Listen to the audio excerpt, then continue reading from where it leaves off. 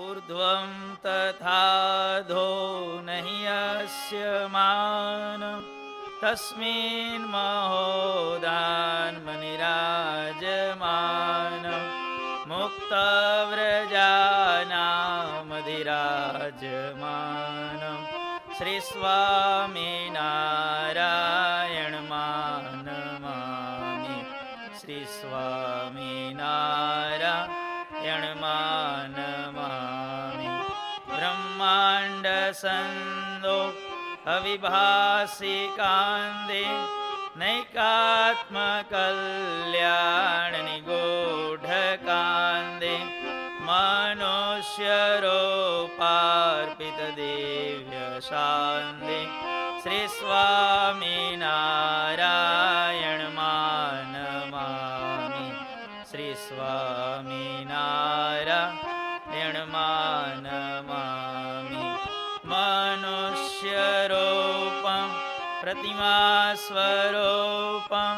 तथाक्षरे धामनि दिव्यरूपं यस्यास्त्यभिन्नं कमनीयरूपं श्रीस्वामिनारायणमानमामि श्रीस्वामिनारायणमानमामि दिव्याम्बराम्बो क्षणभूषिताङ्गं दिव्याद्वितीयाकृतिमञ्जुलाङ्गं दिव्यत्वसम्पादकसङ्गीसङ्गं श्रीस्वामिनारायणमानमामि श्रीस्वामिनारायणमानमामि स्वस्वामिनारायणनाममन्त्रं स्वयं दिशन्तं भवपारयन्त्रं प्रौढप्रतापाश्रितलोकतन्त्रं श्रीस्वामिनारायणमानमामि श्रीस्वामिनारायणमामि योगाद्विनाका सत्समाधिं सद्भक्तसङ्गातविनाशितादिं सम्प्रापयन्तं तमनाद्युपाधिं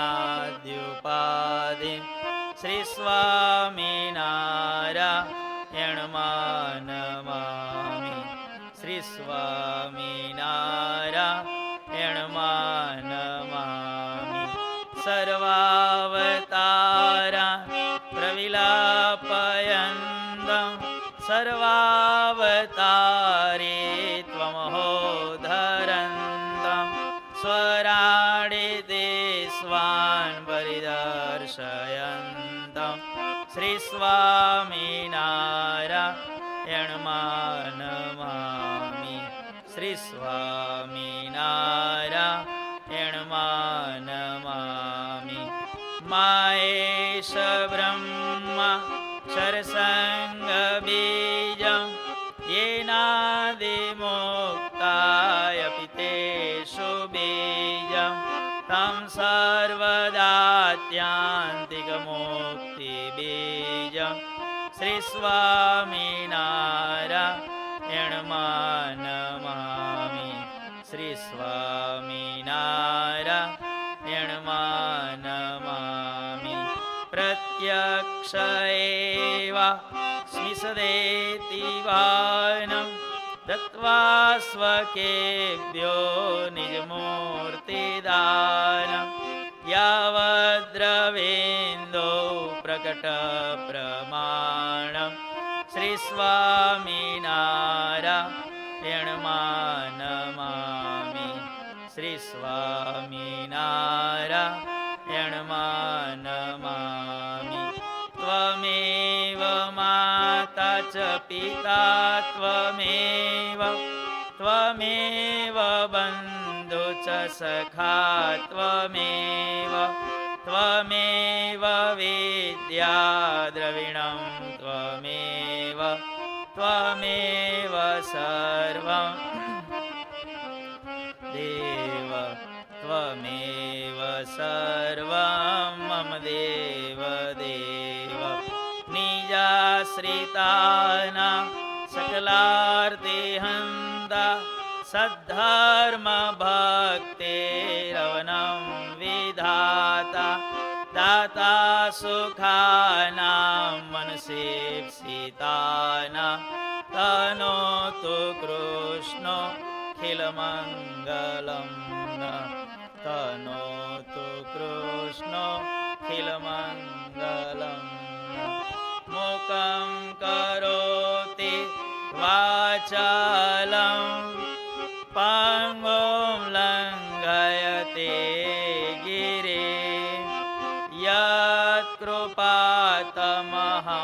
વંદે પરમાનંદં વૃષાત્મજં પરમાનંદં વૃષાત્મજં દિવ્ય જીવનની જ્યોત જગાવો આપ કરતા થઈ કાર્યો દીપાવો મંગલમય સુખ નિત્ય દેનારા જય ઘનશ્યામ જય જય કરનારા જય ઘનશ્યામ જય જય કરનારા શ્રૂયતાં દેવ દેવેશ સ્વામિનારાયણ પ્રભો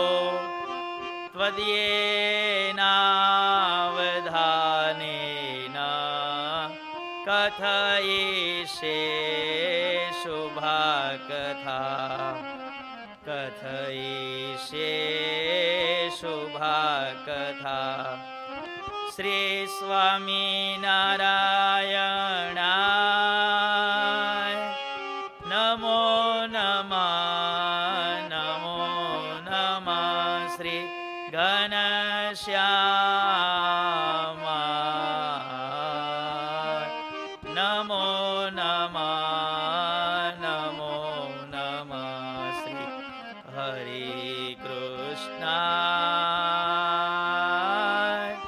નમો નમઃ નમો નમઃ શ્રી સહજાનંદાય નમો નમઃ નમો નમઃ શ્રી બાપા શ્રી ભગવતે નમો નમઃ નમો નમઃ શ્રી સદ્ગુરુભ્યો નમો નમઃ નમો નમઃ નમો નમઃ શ્રી સ્વામી બાપા ભગવતે નમો નમઃ નમો નમઃ નમો નમઃ સ્વામિનારાયણ હરે.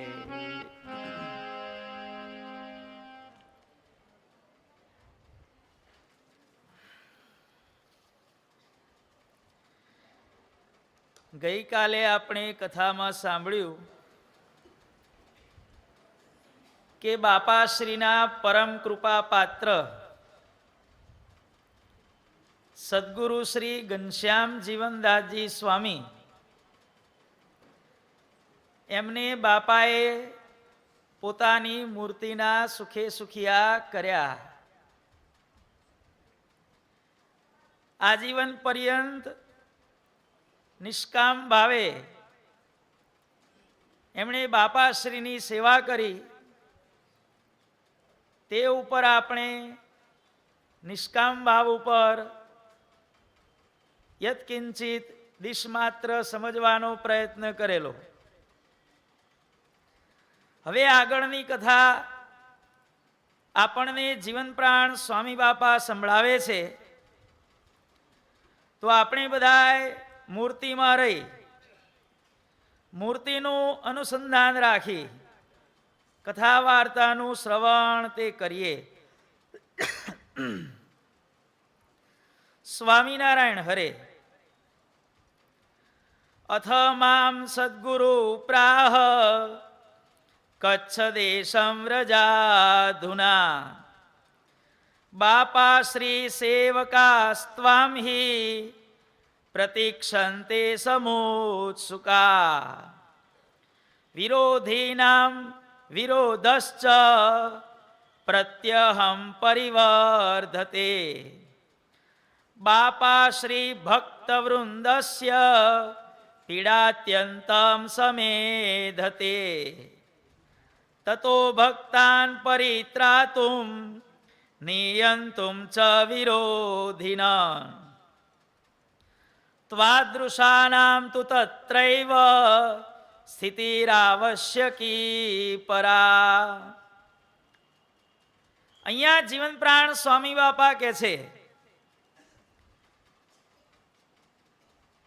કે જીવન પ્રાણ બાપાશ્રીના અંતર્ધ્યાન થયા પછી કચ્છ દેશમાં બાપાશ્રીના વિરોધીઓએ બાપાશ્રીના ભક્તો ઉપર કાળો કેર વર્તાવવાનો પ્રારંભ કર્યો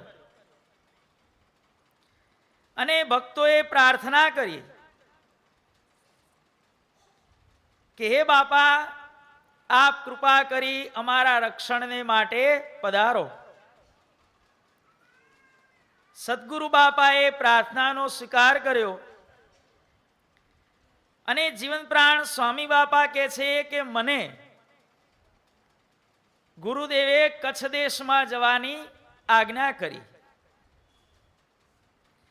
ને આજ્ઞાને અનુસરી ઇત્યાજ્ઞપ્તો ગમમ તત્ર કૈસિત સદ્ભી સહાદરાત.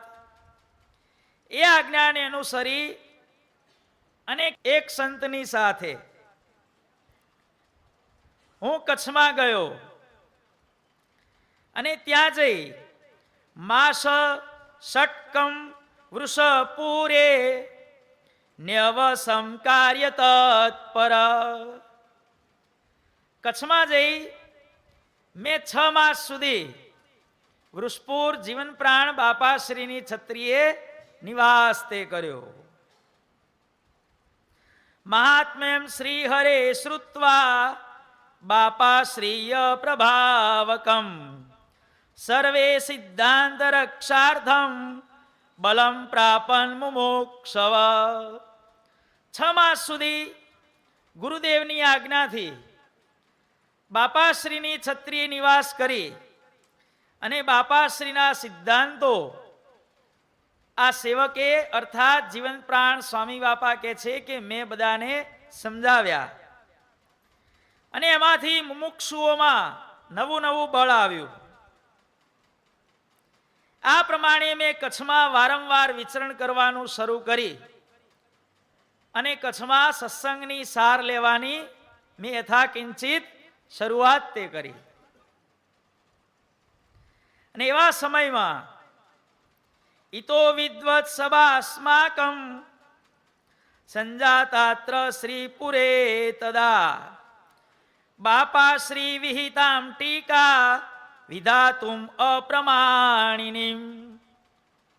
બાપાશ્રી રચેલી ટીકાને અપ્રમાણ કરવા માટે અમદાવાદમાં વિદ્વત સભાનું આયોજન કરવામાં આવ્યું. યા ટીકામ બહુબીર વર્ષૈ સમસ્તા સાધવો મુદા તથૈવ ગૃહિણો ભક્તા અવાચયન સમાદરાત. પ્રકાશિત થયા પછી 7 વર્ષ સુધી જેને આખા સત્સંગે વાંચી એનો અભ્યાસ કર્યો, એને જીવમાં ઉતારી, એ 7 વર્ષ સુધી વંચાયેલી ટીકા પહેલા કોઈએ વિરોધ ન કર્યો, પણ જ્યારે બાપાશ્રીના સિદ્ધાંતો પાછળ મૂળ વસ્તુ જવાબદાર છે આ રહસ્યાર્થ પ્રદીપિકા ટીકા, આવો જ્યારે એ લોકોને ખ્યાલ આવ્યો કે આ ઈશ્વર બાપા એમના નવા શિષ્ય આપણા જીવન પ્રાણ સ્વામી બાપા આ સિદ્ધાંતોનો પ્રચાર શેના આધારે કરી રહ્યા છે, રહસ્યાર્થ પ્રદીપિકા ટીકા અને જીવન પ્રાણ બાપાશ્રીની વાતો.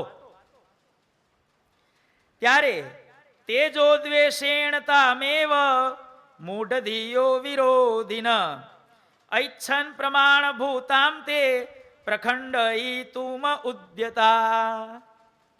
એને પ્રમાણ કરવા માટે એમણે પ્રયત્નો શરૂ કર્યા. અને સમયે જીવન પ્રાણ સ્વામી બાપા કે છે, નેતૃત્વે સદગુરો સેયમ જીતા મયા મુદા સભા. એ વિદ્વત સભાની અંદર સદગુરુ બાપાના પ્રતાપથી મેં વિજય મેળવ્યો. પરાજિતા હતોત્સાહ યદાત્ર નિષ્ફલાસ્તદા જનસંખ્યા બલેનેવ મામ જેતુમ પ્રાયતંતતે. વિદ્વત સભામાં ચર્ચામાં એ લોકો ન ફાવ્યા ત્યારે બહુમતીના જોરે કરી અને નિર્ણય કરવા માટે તૈયાર થયા. ત્યારે એ સમયે મેં એમનો ભરી સભામાં વિરોધ કર્યો. તત્રાપ્ય શક્નુવન કર્તુમ નાહિતમ જાતમત્સરા લજ્જિતા નિષ્પ્રભા સર્વે પલાયંત સ્વમાલયમ. બધાએ પરાજય થઈ અને એમના સ્થાનમાં જતા રહ્યા. અને આ પ્રમાણે જીવન પ્રાણ સ્વામી બાપા કે છે કે વિદ્વત સભામાં મેં આવી રીતે સદગુરુ બાપાના પ્રતાપથી જીવન પ્રાણ બાપા શ્રી સ્વામિનારાયણ ભગવાનની કૃપાથી મેં વિજય મેળવ્યો. આ તો આપણા સ્વામી બાપાની લીલા. સ્વામિનારાયણ ભગવાન પ્રથમ પ્રકરણના 70મા વચનામૃતમાં કહે છે કે યત્ર યોગેશ્વર કૃષ્ણો યત્ર પાર્થો ધનુર્ધર તત્ર શ્રી વિજયો ભૂતિર ધ્રુવા નીતિર્મતિર્મમ. જેના પક્ષમાં ભગવાન છે એનો જ્યારે વિજય થતો હોય તો સાક્ષાત ધણીનો તો વિજય થાય જ. એમાં શું કહેવું ભાઈ. જીવન પ્રાણ સ્વામી બાપાએ ક્ષણે ક્ષણે, સેકન્ડે સેકન્ડે, મિનિટે મિનિટે, કલાકે કલાકે, દિવસે દિવસે, માસે માસે, વર્ષે વર્ષે હંમેશા વિજય જ મેળવ્યો છે. આપણા સ્વામી બાપા ક્યારે પણ જીવનમાં પાછા પડ્યા નથી ભાઈ. એ જીવન પ્રાણ સ્વામી બાપાએ પોતાના જીવનકાળ દરમિયાન કેવા કેવા કપરા પ્રસંગોમાં કેવા કેવા ભવ્ય વિજયો મેળવ્યા એની કથા આજે આપણે યથાકિંચિત સમજવાનો પ્રયત્ન કરવાનો છે. જીવન પ્રાણ સ્વામી બાપા આ રીતે જ્યારે કચ્છમાં જઈ અને જીવન પ્રાણ બાપાશ્રીના મહિમાનો અત્યંત પ્રચાર કરવા લાગ્યા. કારણ કે કચ્છમાં ભક્તો ઉપર એટલી બધી મુસીબત હતી. બાપાનું નામ લે અને એના ઉપર ફટાફટ લાકડીઓ ઉપડતી. બાપાશ્રીનો કોઈ હરિભક્ત અડી જાય અને એ ભાઈ ટિફિન લઈ, ભાતું લઈ ખેતરમાં કે નોકરીએ જતા હોય અને બાપાશ્રીને માનનાર હરિભક્ત જો કોઈ અડી જાય તો ખાવાનું ભાતું ને ટિફિન પણ ફેંકી દેતા. આટલો ત્રાસ બાપાના બાળકોને આપવામાં આવતો. એના કારણે કરી અને કેટલાયના છૂટાછેડા પણ થઈ ગયા ભાઈ. 10-10, 15-15, 20-20, 30-30 વર્ષ સુધી સારી રીતે લગ્ન જીવનો ચાલતા હતા. એ લગ્ન જીવનો પણ એ લોકોએ ભાંગી નાખ્યા. કારણ કે બાપાના બાળકોએ નક્કી કર્યું કે જીવનમાં ગમે તે થાય સિદ્ધાંત બાપા શ્રી તણો સુરવીર થઈને રાખશું. આ ન્યાય કરી અને કેટલાના લગ્ન જીવન પણ ભાંગી ગયા ભાઈ. તેમ છતાં પણ બાપાશ્રીના ભક્તોએ મચક ન આપી અને આવી રીતે 4-5 વર્ષનો સમય વીત્યો. ત્યારે સહન શક્તિની એક લિમિટ આવી ગઈ. જ્યારે લિમિટ આવી ત્યારે ભક્તોએ પુકાર કર્યો, બાપા બાપા વહેલા આવો, ભીડ પડી છે ભારે. ત્યારે સદગુરુ દેવે સાર, દિવ્ય રૂપે તે વાર, આદેશ આપ્યો કચ્છ જવાને, લેવા ભક્તોની સાર. જુઓ ભાઈ, આ પ્રમાણે જીવન પ્રાણ સ્વામી બાપા કચ્છમાં પધાર્યા. પ્રૌઢ પ્રતાપ જીવન પ્રાણ સ્વામી બાપાનો ફેલાવા લાગ્યો. ત્યારે દ્વેષીઓએ પણ પોતાના પ્રયત્નો પ્રારંભ કર્યા. એમણે નક્કી કર્યું કે આપણે જીવન પ્રાણ સ્વામી બાપાને કચ્છમાં પ્રવેશવા દેવા નથી. એમણે રસ્તાઓ રોક્યા. દરિયાઈ માર્ગે કચ્છમાં જવાતું હતું. તમામ બંદરોએ માંડવી, કંડલા, આ વવાણિયા, બધી જગ્યાએ એમના માણસો ઉભા રહ્યા કે આ સ્વામીને કચ્છમાં આપણે પહેવા જ નથી દેવા. દરિયાઈ માર્ગે માણસો ઉભા રહ્યા. રેલવેના રસ્તે, રેલવે સ્ટેશને માણસો ઉભા રહ્યા. આને ગમે તેમ કરીને પાછા કાઢો કે. રોડ રસ્તે ઉભા રહ્યા. પાકા રસ્તા, કાચા રસ્તા, જ્યાં જ્યાંથી કચ્છમાં પ્રવેશાતું હતું એ બધી જગ્યાએ વિરોધીઓ નાકા કરી અને ઉભા રહ્યા. ભાઈ, રેલ રસ્તો, રોડ રસ્તો અને દરિયાઈ રસ્તો. અને પછી સ્વામી બાપા કચ્છમાં પ્રવેશી શક્યા નહીં, કારણ કે રસ્તા રોકાઈ ગયા. અને કહેવામાં આવેલું કે જો કચ્છમાં પ્રવેશ કર્યો છે તો તમારું ખૂન થવા સુધીના પ્રયત્નો કરવામાં આવશે. અને આ બાજુ ભક્તો ઉપર આ લોકોએ પ્રેશર વધાર્યું. આ બાજુ બાપાનો રસ્તો રોક્યો, આ બાજુ અંદર ખાને ભક્તોને હેરાન કરવાનું શરૂ કર્યું. સાંઈ બાપાએ વિચાર કર્યો કે આપણે ગમે તેમ કરીને કચ્છમાં જવું છે. કે આ બાજુ વિરોધી લોકો આપણા ભક્તોને ખીજાવે કે જુઓ, અમે દરિયાનો રસ્તો રોક્યો છે, અમે રેલ માર્ગ રોક્યો છે, અમે રોડ રસ્તો રોક્યો છે. તમારા સ્વામી તો આકાશમાંથી ઉતરીને આવશે. કે હવે આવી રીતે હરિભક્તોને ખીજાવા માંડ્યા. બિચારા હરિભક્તો શું કરે? પણ હરિભક્તોને બાપાનો મહિમા હતો, જેને વિશ્વાસ હતો એ કે હા ભાઈ, ભગવાન એમ પણ કરી શકે, ભગવાન શું ન કરી શકે. પણ આકાશ માર્ગે આવવું કઈ રીતે? ભક્તો નિરાશ થઈ ગયા. ને આ બાજુ સાંઈ બાપાએ નક્કી કર્યું કે મારે ગમે તેમ કરીને કચ્છમાં જવું છે. અને આપણે બધા સાંઈ બાપાનો સ્વભાવ જાણીએ છીએ ને ભાઈ. બાપાનો સ્વભાવ રજનીભાઈ કેવો હતો? એકવાર નક્કી કર્યું, ડિસિઝન ફાઇનલ થયું, પછી બાપા કોઈ દિવસ ફરે નહીં ભાઈ. હા, ડિસિઝન લેતા પહેલા બાપા 1000 વખત વિચાર કરતા, પણ એકવાર ડિસિઝન લેવાઈ ગયું પછી એમાં કોઈ છૂટછાટ નહીં. સાંઈ બાપાએ શું કર્યું ભાઈ? અમદાવાદથી બાપા રેલવેમાં બેસી અને રાજસ્થાન ગયા ભાઈ. મારવાડ જંકશન છે ને, ત્યાં બાપા ઉતર્યા. મારવાડથી બાપાએ ટ્રેન બદલી. એ વખતે ભારત અને પાકિસ્તાન એક હતું ભાઈ. મારવાડથી બાપા પધાર્યા કરાચી. અને એ સમયે આજે આ ટાટા કંપની છે ને ભાઈ, એ ટાટા કંપનીની એરલાઇન ચાલુ થયેલી ભાઈ. કરાચીથી ભુજ જતી, ભુજથી અમદાવાદ, અમદાવાદથી વડોદરા, વડોદરાથી મુંબઈ, અને પછી 2-4 સ્ટેશન કરી અને છેક મદ્રાસ સુધી જતી ભાઈ. 1-2 પેસેન્જરો અને ટપાલો લઈ અને ટાટાવાળાએ આ એરલાઇન ચાલુ કરેલી ભાઈ.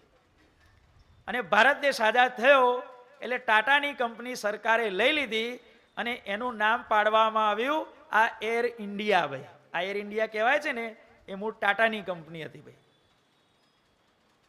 અને પ્લેનો કેવા? ફટફટિયા ભાઈ, મચ્છર જેવા ભાઈ, ખટખટ ખટખટ ખટ અવાજ કરે. અને એરપોર્ટ ઉપર પ્લેન ઉતરે ત્યારે બળદગાડું, એમાં પેટ્રોલના ડબ્બા લઈને જવાનું ભાઈ, કેરબા પ્લાસ્ટિકના. એ ફોટા છે એ વખતના. પ્લેન ઉતરે એટલે બળદગાડું પેટ્રોલ લઈ અને પ્લેન જોડે જાય. અને પ્લેનમાં પછી પેટ્રોલ ભરવાનું ડબ્બામાંથી, ઘટક ઘટક ઘટક કરતું અને વળી પાછું ફટફટિયું આગળ ઉપડે ભાઈ. આવું હતું ભાઈ. ટાટાની એરલાઇન ચાલુ થયેલી 1931-32 ની આ વાત છે ભાઈ. નવી નવી શરૂ થયેલી. સાંઈ બાપા અમદાવાદથી મારવાડ ગયા, મારવાડથી કરાચી, અને કરાચીથી બાપા પ્લેનમાં બેસી ભુજ પધાર્યા. અને ત્યાંથી સાંઈ બાપા સીધા છત્રીએ ભાઈ.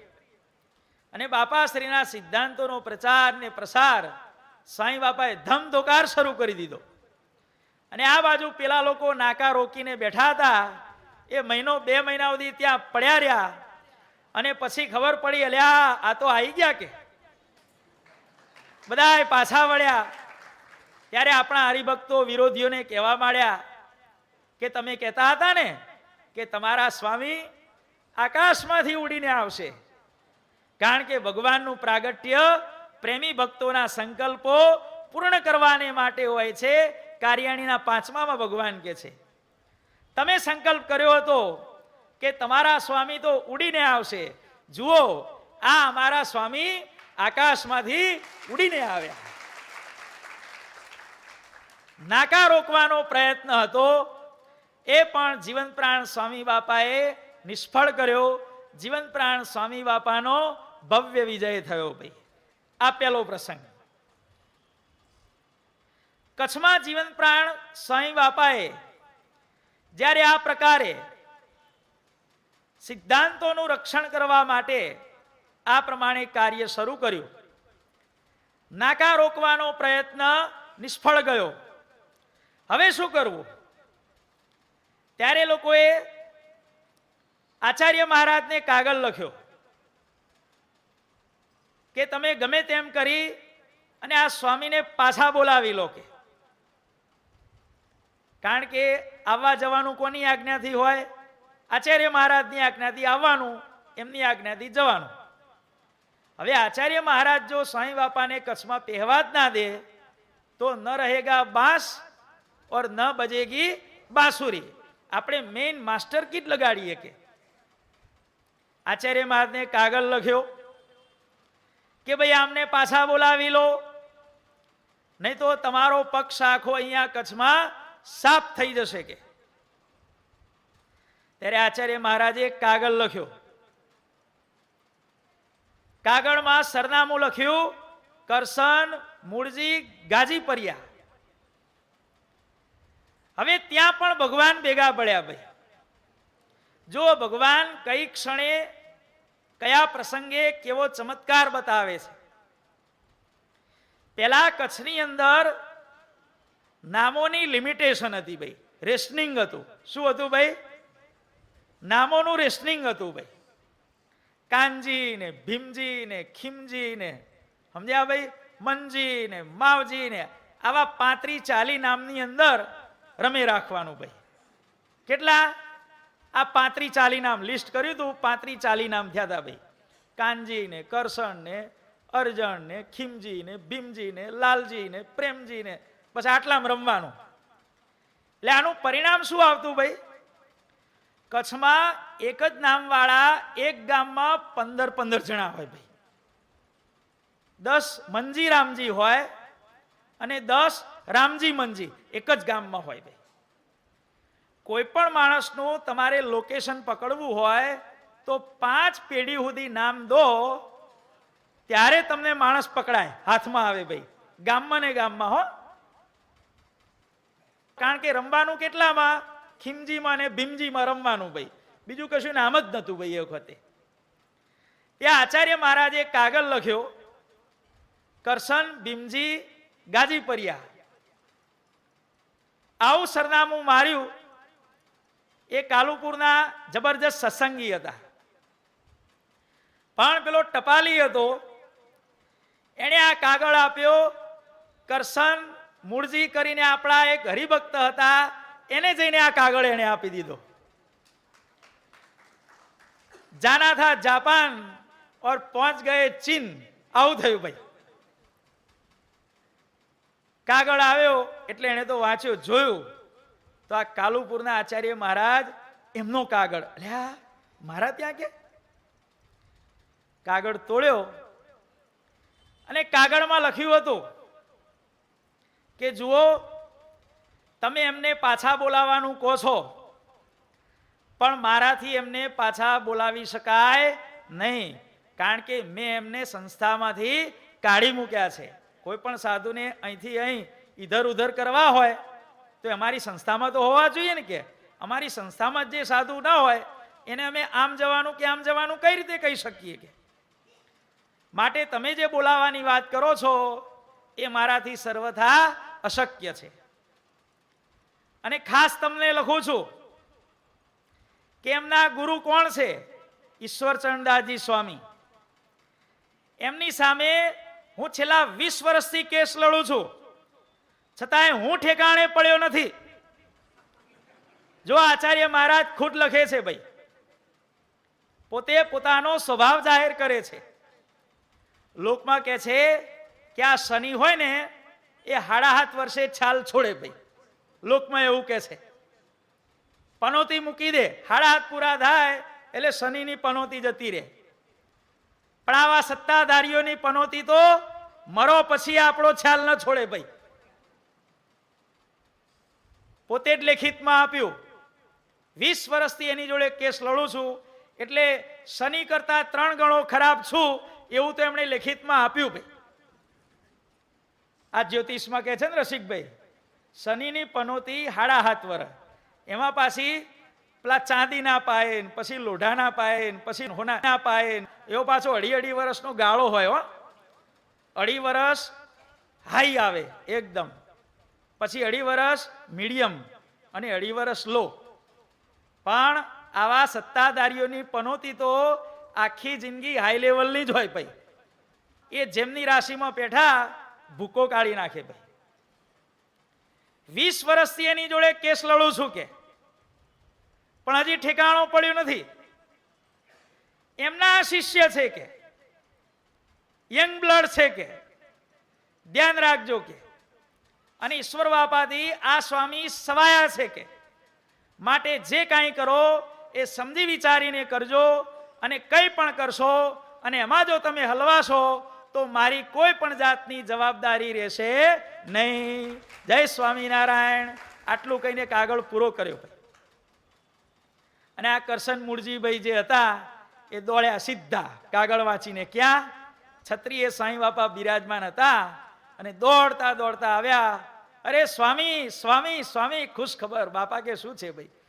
તો કે કાગળ આવ્યો છે. બાપા કે શું લખ્યું છે?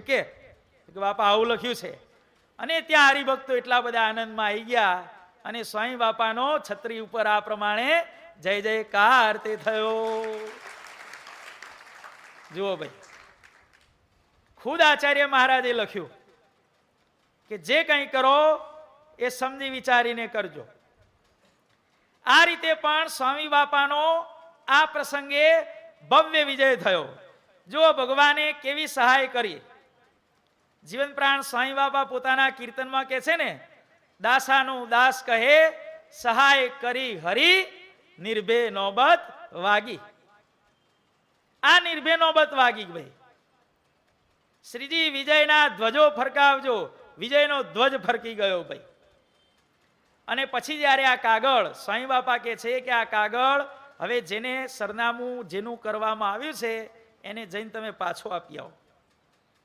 અને જ્યાં પાછો કાગળ આપવા ગયા અને કાગળ વાંચ્યો ત્યાં વિરોધીઓની માખ તેલમાં ડૂબી ગઈ. જુઓ ભાઈ, આ આપણા સ્વામી બાપાનો વિજય. ભાઈ આ પ્રમાણે જ્યારે બાપાશ્રીના સિદ્ધાંતોનો પ્રચાર અને પ્રસાર સાંઈ બાપા કરવા માંડ્યા, સાંઈ બાપાને કચ્છમાં કોઈ ઓળખતું નહોતું. પહેલી વાર પધાર્યા હતા ત્યારે આપણા હરિભક્તોને શંકા ગઈ કે કદાચ આ કોઈ સામા પક્ષના સંત હોય અને આપણને ભેગા કરી અને પાછળથી માર ખવડાવે તો. કારણ કે દૂધનો દાજ્યો છાશ પણ ફૂકી ફૂકીને પીવે. ઈશ્વર બાપાને કાગળ લખ્યો કે અહીંયા એક 26 વર્ષના સંત આવ્યા છે. ભાઈ બાપાની ઉંમર કેટલી હતી? ભાઈ માત્ર 26 વર્ષ. અને એમાંય પાછું 26મું તો રનિંગ હતું ભાઈ, 25 પૂરા થયા હતા. ઈશ્વર બાપાને કાગળ લખ્યો કે નાની ઉંમરના સંત આવ્યા છે, મુક્તજીવનદાસજી સ્વામી એનું નામ છે કે બાપાની વાતો બહુ સારી કરે છે, પણ ઓળખતા નથી અમે, અમને શંકા જાય છે, કદાચ સામે પક્ષના માણસ હોય તો, અને જો આપની દયાથી આપના સંત હોય તો આપની અમારા ઉપર કૃપા, જે હોય તે લખી મોકલવા વિનંતી. અને પછી સદગુરુ બાપાનો પત્ર ગયો કે એ સંત અમારા છે કે, અને એ આવ્યા છીએ એ અમે પંડે જ આવ્યા છીએ એમ તમે માનજો કે. એમને નાના સમજતા નહીં, બહુ જ મોટા છે. એમની સેવા કરશો એટલે સાક્ષાત સ્વામિનારાયણ ભગવાનની સેવા કર્યાનું તમને ફળ મળશે કે. માટે તમને એમને સેવજો અને એમને ખૂબ રાજી કરજો. આવી ઈશ્વર બાપાએ આજ્ઞા કરી એટલે હરિભક્તો જે કચ્છના હતા એ બધાય આપણા જીવન પ્રાણ સ્વામી બાપામાં મન કર્મ વચને જોડાઈ ગયા. ભાઈ કચ્છમાં સ્વામી બાપાએ આ પ્રમાણે દિગ્વિજય પ્રવર્તાવ્યો. અનેક વિરોધોના વંટોળની વચ્ચે, જેમ ગાદી ગ્રંથની અંદર જીવન પ્રાણ સ્વામી બાપા કહે છે કે જ્યારે સિદ્ધવલ્લભ રાજાને ત્યાં નીલકંઠવર્ણી વેશે સ્વામિનારાયણ ભગવાન પધાર્યા, ત્યારે કેટલાય હજારો દાંભિક સિદ્ધો રહેતા હતા. ભગવાનની ઈચ્છાથી મુશળધાર વૃષ્ટિ થઈ અને એ સમયે બધાય સિદ્ધો જે હતા દાંભિક પલાયન કરી ગયા. માત્ર કોણ બેસી રહ્યું? આપણા ઉપાસ્ય ઇષ્ટદેવ સ્વામિનારાયણ ભગવાન બેસી રહ્યા. એમ બાપાશ્રીના વખતમાં કેટલાય હજારો દાંભિક બાપાઓ કચ્છમાં બાપાના નામે ચરી ખાનારા રહેતા હતા. પણ જ્યારે ખરેખરી મુશળધાર વૃષ્ટિ થઈ ત્યારે જેમ દાંભિક સિદ્ધો ચાલ્યા ગયા, એમ બાપાના નામે ચરી ખાનારા હતા એ પણ કચ્છને રેઢું મૂકી, આપણા સત્સંગીઓની રેઢા મૂકી અને ચાલ્યા ગયા. અને પછી નીલકંઠવર્ણી જેમ એકલા બેસી રહ્યા, એમ આપણા જીવન પ્રાણ સ્વામી બાપા આવી રીતે વિરોધના વંટોળની વચ્ચે એકલા બેસી રહ્યા. અને જેમ બધાએ નિશ્ચય કર્યો કે ખરા સિદ્ધ આ નીલકંઠવર્ણી છે, કચ્છના ભક્તોએ પણ નક્કી કર્યું કે જીવન પ્રાણ બાપાશ્રીના સિદ્ધાંતોના જો સાચા વારસદાર હોય તો આ જીવન પ્રાણ સ્વામી બાપા પોતે છે. આવો ભવ્ય વિજય. અને પછી કહે છે કે ટીકાને અપ્રમાણ કરવા માટે વિદ્વત સભા યોજવામાં આવી. આમ તો વચનામૃતનો વિષય એ કોનો કહેવાય ભાઈ? આપણા ઈશ્વર બાપાનો કહેવાય. વચનામૃતો પર રહસ્યાર્થ પ્રદીપિકા ટીકા કરવામાં, બાપાશ્રીની વાતો લખવામાં સદગુરુ બાપાએ સમસ્ત જીવન વિતાવ્યું હતું. પણ સદગુરુ બાપાની નિષ્પૃતા જુઓ ભાઈ. નહીં તો જે માણસની જે વિષયમાં કુશળતા હોય અને એ વિષયની જ્યારે કંઈક માથાકૂટ થાય ત્યારે માણસ એમાં પડ્યા વિના રે ભાઈ. પણ આપણા ઈશ્વર બાપાની નિષ્પૃતા કે એમણે વચનામૃત ઉપર જે ટીકા કરી હતી એને અપ્રમાણ કરવા માટે જ્યારે વિદ્વત સભા યોજાણી ત્યારે એનું સમગ્ર સુકાન કોને સોંપ્યું ભાઈ? આપણા જીવન પ્રાણ સ્વામી બાપાને સોંપ્યું. નહીં તો પોતાનો વિષય હોય. સદગુરુ બાપા વિદ્વત સભામાં એક અક્ષર પણ બોલ્યા નથી ભાઈ. અને જીવન પ્રાણ સ્વામી બાપાએ પ્રતિસ્પર્ધીઓને વિદ્વત સભામાં સતત 3 દિવસ સુધી અંભાવ્યા. કેવા સુંદર મજાના ગાદી ગ્રંથની અંદર વાક્યો લખ્યા છે. વચનામૃતના ગૂઢ અર્થને વચનામૃતના જ આધારે ઉકેલતા જીવન પ્રાણ સ્વામી બાપાની પ્રખર પ્રતિભા એમના વિદ્વત્તા ભર્યા પ્રથમ પ્રવચનથી જ એવી ઊભી થઈ કે વિરોધીઓ અંજાઈ ગયા. જીવન પ્રાણ સ્વામી બાપાનો પ્રભાવ સમગ્ર સભા ઉપર પ્રસરી ગયો. શાસ્ત્રાર્થમાં જ્યારે એ લોકોનું કંઈ ન ઉપજ્યું કારણ કે જે પ્રશ્નો ઊભા કરવામાં આવે એ પ્રશ્નોના બાપા જવાબ આપતા આવે. બહુમતીના જોરે નિર્ણય કરવા તૈયાર થયા ત્યારે સાંઈ બાપાએ ઊભા થઈને કહ્યું કે પ્રમુખ વિનાની સભા ક્યારે પણ નિર્ણય ન લઈ શકે. અને વિદ્વત સભા યોજવાનો જે એમનો ઈરાદો હતો એ પાર પડ્યો નહીં. નાક અને નાણું બધું ખોયું. વિદ્વત સભાની અંદર પણ સાંઈ બાપાએ આ પ્રમાણે વિજય મેળવ્યો. ભાઈ, એ વિદ્વત સભામાં પરાજય થયો. એની પ્રતિક્રિયા સ્વરૂપે આ વિરોધી લોકોએ શું કર્યું? કડીનું પ્રકરણ ઊભું કર્યું. ભાઈ, કારણ કે કચ્છમાં નાકા રોકવાના પ્રયત્નો નિષ્ફળ ગયા, કચ્છમાંથી કાઢવાના પ્રયત્નો પણ નિષ્ફળ ગયા, વિદ્વત સભા પણ એમાં નિષ્ફળ ગયા. ત્યારે એમણે વિચાર કર્યો કે આમને ઉખાડી નાખવા માટે હવે શું કરવું? બહુ બુદ્ધિ લડાઈ.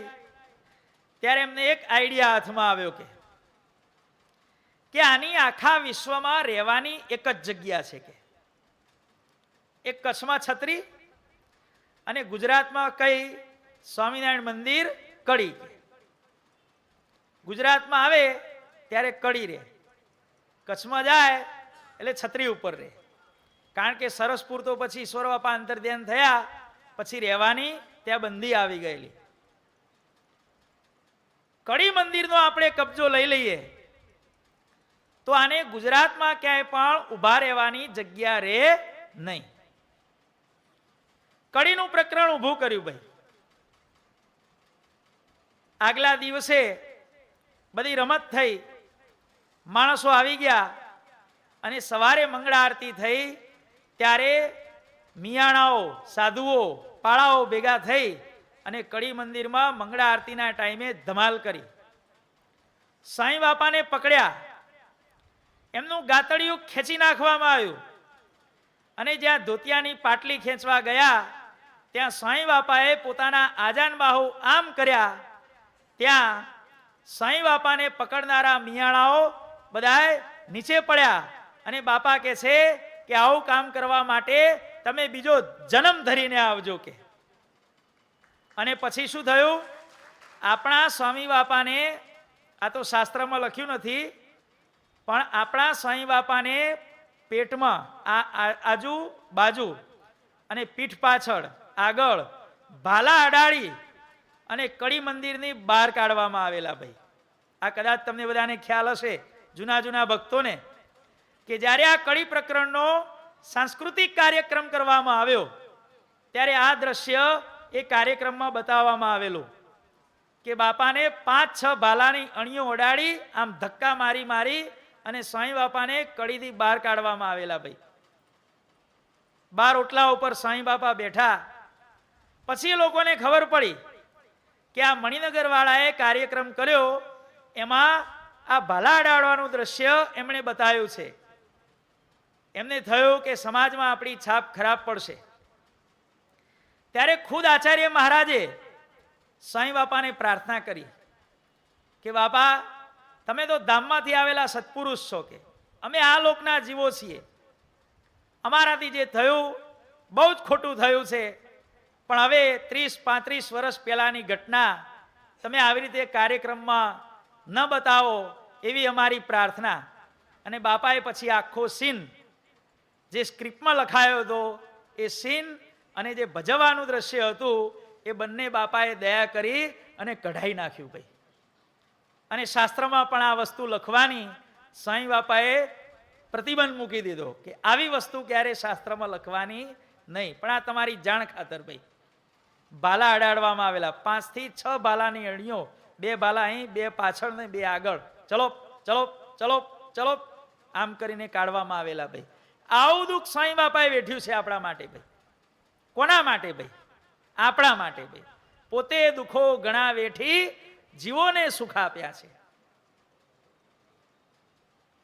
કડી પ્રકરણનું પરિણામ શું આવ્યું? ભાઈ, કડી પ્રકરણનું પરિણામ એ આવ્યું કે ગામે ગામના મંદિરો એ ગામે ગામના હરિભક્તોની સ્વતંત્ર મિલકત થઈ ગઈ અને એક મંદિરને પડાવવા ગયા એમાં સંપ્રદાયના તમામ મંદિરો ઉપરનો કંટ્રોલ આચાર્ય મહારાજ ગુમાવી બેઠા ભાઈ. આ પરિણામ આવ્યું ભાઈ. જેમ નીલકંઠ વર્ણી સ્વામિનારાયણ ભગવાન બિરાજમાન હતા અને અસુરોએ મારવા માટે આખો દિવસ પથ્થર ભેગા કર્યા અને રાત્રે પથ્થર મારો શરૂ કર્યો, પણ નીલકંઠ વર્ણીને પાણાનો એક પણ કકડો વાગ્યો નહીં અને ફરતો ગઢની પેઠે ડગલો થઈ ગયો. એમ સાંઈ બાપાને હેરાન કરવા માટે આ લોકોએ કેટલાય પથરા માર્યા ભાઈ, નાકા રોક્યા. શું પરિણામ આવ્યું? બાપા પ્લેનમાં પધાર્યા, કાગળ લખ્યો. શું પરિણામ આવ્યું? જે કંઈ કરો સમજી વિચારીને કરજો. વિદ્વત સભા યોજી. શું પરિણામ આવ્યું? ટીકા સ્વતઃ પ્રમાણ થઈ ગઈ. એક કડી મંદિર કબજે લેવા ગયા, એમાં બાકીનું આખું બધું આખો સત્સંગ ખોયો ભાઈ. સાંઈ બાપાને પથ્થરનો એક પણ કકડો વાગ્યો નહીં. જીવન પ્રાણ સાંઈ બાપાને દહીસરામાંથી બહાર કાઢવામાં આવ્યા એકાદશીના દિવસે, કારણ કે ખબર પડી કે આ મંદિરમાં ઉતર્યા છે. પૂજારી ભાગ્યો ક્યાં? ભુજ. બે સાધુને લઈ આવ્યો. પૂજારી કે છે સ્વામી ભુજથી બે સંતો આવ્યા છે. સાંઈ બાપા કે ભલે કે બોલાવો ને. કે ના, તમે બહાર નીકળો તો એ અંદર આવે. બાપા કે મંદિર મોટું છે. કે ના, તમે બહાર નીકળો તો એ અંદર આવે. કે બાપા કે ભાઈ એમને ઉપર ઉતરવું હોય તો અમે નીચે રહીએ, એને નીચે રહેવું હોય તો અમે ઉપર જઈએ. કે અમે જ્યાં ઉતર્યા છીએ ત્યાં ઉતરવું હોય તો અમે અમારા થેલા કે ભાઈ રૂમાલના ડબ્બા કે મારો સામાન કે મારા ધોતિયા હુકાતા હોય પેલી બાજુ હુકવીએ. કે ના, તમે બહાર નીકળો તો એ અંદર આવે. ગમે તે બાપા બોલે પણ એને એક જ માળા ચાલુ રાખી ભાઈ. પછી બાપા કે હાલો. હવે આવી રીતે ભેગા બેસવાથી ભગવાન ભજવાનું સુખ નહીં આવે. દહીસરા મંદિરમાંથી બાપાને કાઢવામાં આવ્યા તો એનું પરિણામ શું આવ્યું? આખા વિશ્વની અંદર સ્વામિનારાયણ સિદ્ધાંત સજીવન મંડળોની સ્થાપના થઈ. ગામો ગામ દેશ પરદેશ મંદિરો થયા અને દરેક મંદિરમાં જીવન પ્રાણ બાપા શ્રીના મૂર્તિઓ સાંઈ બાપાએ પધરાવ્યા. ભાઈ કરવા ગયા આમ અને થઈ ગયું આમ. આવું પરિણામ આવ્યું ભાઈ. જ્યાં જ્યાં સાંઈ બાપાના જીવનમાં આવા પ્રસંગો આવ્યા ત્યાં ત્યાં આવી રીતે બાપાએ હંમેશા ભવ્ય વિજય મેળવ્યો છે. જીવન પ્રાણ સાંઈ બાપાએ જ્યારે આ કેન્દ્ર સ્થાન તૈયાર કર્યું, બંગલા ઘાટનું મંદિર તૈયાર થયું. ઘનશ્યામ મહારાજના મૂર્તિ બનાવવા માટે સાંઈ બાપાએ જયપુર કામ આપેલું. મૂર્તિ તૈયાર થઈ ગયા, લાકડાની પેટીમાં પેક કરી અને જયપુર રેલવે સ્ટેશને મૂકવામાં આવ્યા. અહીંયા પ્રતિષ્ઠાનો દિવસ નજીક આવતો હતો, કારણ કે ઓરિજિનલી સાંઈ બાપાનો વિચાર આ મણિનગર મંદિરમાં પ્રતિષ્ઠા કરવાનો સંકલ્પ હતો બાપાનો આસો મહિનામાં ભાઈ, દશેરાના દિવસે. પણ પ્રતિષ્ઠાનો દિવસ નજીક આવ્યો, મૂર્તિ આવે નહીં ભાઈ. શું કરવું? અને આજના જેવી સગવડ નહીં કે ભાઈ ફટ દઈને ઈમેલ કરી દીધો કે વોટ્સએપમાં કહી દીધું એટલે પહોંચી જાય. પણ ભગવાને પ્રેરણા કરી. જયપુરમાં રહેતા એક ફર્સ્ટ ક્લાસ રેલવે ઓફિસરની ત્યાંથી ટ્રાન્સફર થઈ. એનો ઘર વખરીનો સામાન હતો કે જ્યાં ઘનશ્યામ મહારાજના મૂર્તિ રેલવે સ્ટેશન ઉપર પડ્યા હતા ત્યાં આજુબાજુ ઉપર નીચે બધી આ લોકોએ ઘર વખરી ગોઠવી ભાઈ. અને પછી શું થયું? જ્યારે ટ્રેન આવી ત્યારે ટ્રેનમાં સામાન ચડાયો અને ભેગી ભેગી ઘનશ્યામ મહારાજની પેટી હતી એ પણ રેલવેના ફર્સ્ટ ક્લાસના ડબ્બામાં ચડાવી દીધી. અને ઘનશ્યામ મહારાજ રેલવેમાં બેસી અને ક્યાં પધાર્યા ભાઈ? અમદાવાદ પધાર્યા.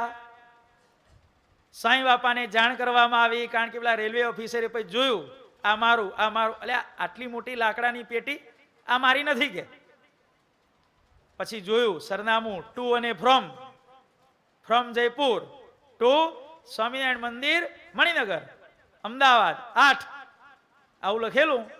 જાણ કરવામાં આવી તમારી વસ્તુ આવી છે કે બાપાને થયું કે સાલું મેં કોઈ વસ્તુ મગાઈ નથી, લાજ જોવા તો દે કે છે શું. સાંઈ બાપા સંતો ભક્તોને સાથે લઈ કાલુપુર રેલવે સ્ટેશને પધાર્યા. કઈ વસ્તુ આવી છે? આ રહી તમારી પેટી કે. બાપાએ એડ્રેસ જોયું, શું હશે કે અંદર. અને જ્યાં બાપાએ પેટી ખોલાવી અને જોયું તો સાક્ષાત અક્ષરધામના અધિપતિ સ્વામિનારાયણ ભગવાન હતા. આ પણ વિજય. જેમ સ્વામિનારાયણ ભગવાન મનુષ્ય સ્વરૂપે છપૈયામાં જાતે પધાર્યા, એમ સ્વામિનારાયણ ભગવાન મણિનગર ધામને પોતાનું ઘર માનીને બિરાજમાન થવા માટે પણ જયપુરથી અમદાવાદ સ્વયં પધાર્યા. ભાઈ કોઈ લેવા નહોતું ગયું ભાઈ. અને ઘનશ્યામ મહારાજની મૂર્તિ પ્રતિષ્ઠાનો દિવસ આવ્યો. 700 માણસની બાપાએ પરમિટ લીધી. ટ્રસ્ટીઓ કે અમે ન લઈએ કે રેશનિંગનો જમાનો, વધારે માણસો આવે અને અમને જેલમાં ઘાલી દેતો કે. બાપા કે હું પરમિટ લઉં કે મારા ઘનશ્યામ પ્રભુનો સમયો છે, કંઈ પણ થશે બાપા કે હું જેલમાં જઈશ કે. 700 માણસની પરમિટ લીધી, 1000 માણસની રસોઈ કરી. અને એ સમયે વિશ્વની અંદર સૌથી પહેલું મંદિર એવું હતું સ્વામિનારાયણ સંપ્રદાયમાં કે જે મંદિરમાં મુખ્ય સિંહાસનમાં મુખ્ય મૂર્તિ તરીકે ઘનશ્યામ મહારાજ હોય એવું વિશ્વનું સૌથી પહેલું મંદિર આ સ્વામિનારાયણ મંદિર મણિનગર હતું. કેટલાય કહેવા આવેલા કે સ્વામી નરનારાયણ દેવ પધરાવો કે. બાપા કે ના, મારે 2 જણની આજ્ઞા માનવાની. કોની? એક મારા ઉપાસ્ય ઇષ્ટદેવ સ્વામિનારાયણ ભગવાનની, અને બીજી આજ્ઞા કોની માનવાની? મારા ગુરુ સદગુરુની. કે તમે આ બેમાંથી કોણ છો કે તમારો પરિચય આપો કે. જો આ બેમાંથી તમે એકેય ન હો તો થાવ રવાના. આવી સ્વામી બાપાની સુરવીરતા હતી ભાઈ. કેટલાય કહેવા આવેલા કે સ્વામી નરનારાયણ દેવ નહીં પધરાવો તો કોઈ દર્શન કરવા એ નહીં આવે કે. ભૂખે મરશો સ્વામી, ભૂખે મરશો કે. કોઈ 5 પૈસા ગલ્લામાં નહીં નાખે કે. આવી ધમકીઓ આપનારા આવેલા. પણ બાપા એવો સુરવીરતા ભર્યો જવાબ આપ્યો કે મારા ગુરુએ મને કહ્યું છે કે આ મણિનગર મંદિરમાં મુખ્ય મૂર્તિ તરીકે સ્વામિનારાયણ ભગવાન મારે પધરાવવા ને પધરાવવા. બસ હો વાતની એક વાત.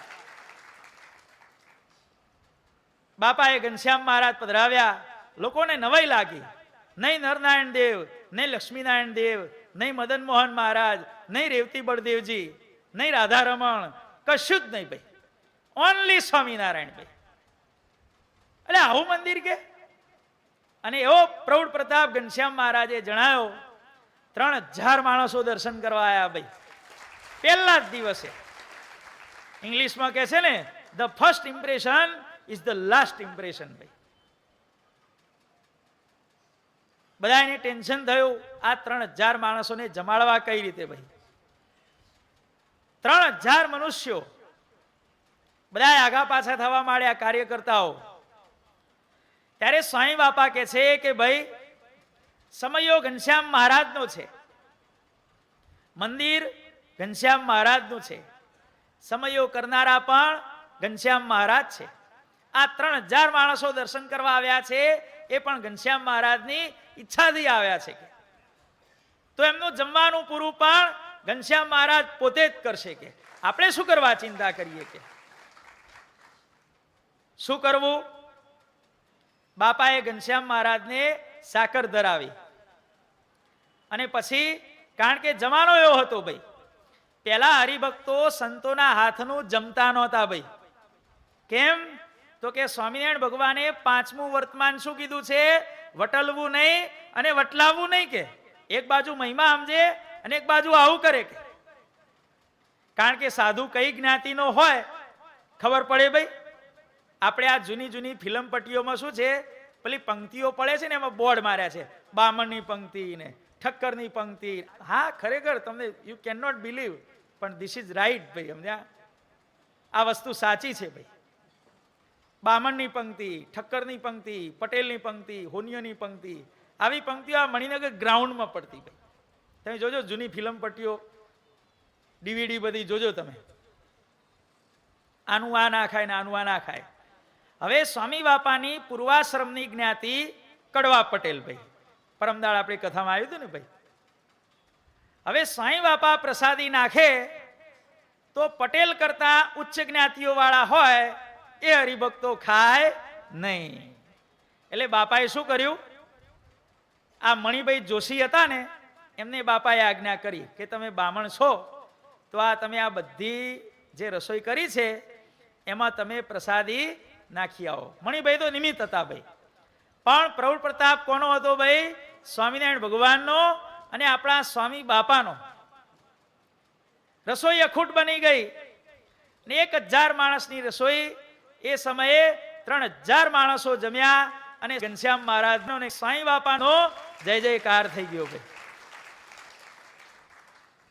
આવો જમાનો હતો ભાઈ. માણસો નેરો માઇન્ડેડ બહુ હતા.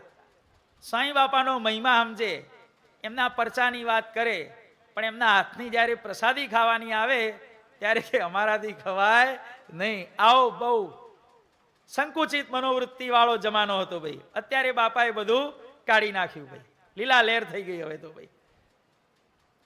આ મણિનગર મૂર્તિ પ્રતિષ્ઠા થઈ ત્યારે બીજો એક ભવ્ય પ્રસંગ બન્યો. એ જ દિવસે કોઈ પણ સંપ્રદાયનું કોઈ પણ મંદિર થાય, ખાસ કરીને સ્વામિનારાયણ સંપ્રદાયમાં, ત્યારે સૌથી પહેલું શું કરવું પડે ખબર છે? કોઈ પણ મંદિરમાં મૂર્તિ પ્રતિષ્ઠા થાય ત્યારે એ મંદિરનો રોજનો જેટલો ખર્ચો હોય એટલું વ્યાજ બેંકમાંથી મળે એટલી એફડી, ફિક્સ ડિપોઝિટ બેંકમાં મૂકવી પડે. કેમ કે સમય બદલાય, કોઈ દર્શન કરવા ન આવે, ગલ્લાની આવક ન થાય, ભેટની આવક ન થાય, તો એ મંદિર ચલાવવું કઈ રીતે? કારણ કે મંદિરમાં લાઇટો બળે, કંઈક તૂટ્યું ફૂટ્યું, પગારદાર પૂજારી રાખવો પડે તો પૂજારીનો પગાર, બીજું ત્રીજું સાફ સૂફી, મેન્ટેનન્સ. જેટલા રૂપિયાનો ખર્ચ હોય એટલું વ્યાજ મળે એટલી એફડી દરેક મંદિરની કરવી પડે. આ રીત છે ભાઈ. અને એફડી પૂરી કરતા કરતા વર્ષોના વર્ષો વીતી જાય ભાઈ. પણ આ મણિનગર ધામ બન્યું ત્યારે સ્વામી બાપાએ નક્કી કર્યું 51 રૂપિયાની સેવા કરે એની એક દિવસની સેવા આખી એના તરફથી વ્યાજમાંથી ભાઈ 51 રૂપિયાના કાયમી થાળ નક્કી કર્યા હતા. હવે કેટલા રૂપિયા જોઈએ? 51 ગુણ્યા 365. બીજા બધા સંપ્રદાયના મંદિરોમાં 365 દિવસનો ખર્ચો પૂરો થતા મિનિમમ 3, 4 કે 5 વર્ષ થઈ જાય ભાઈ.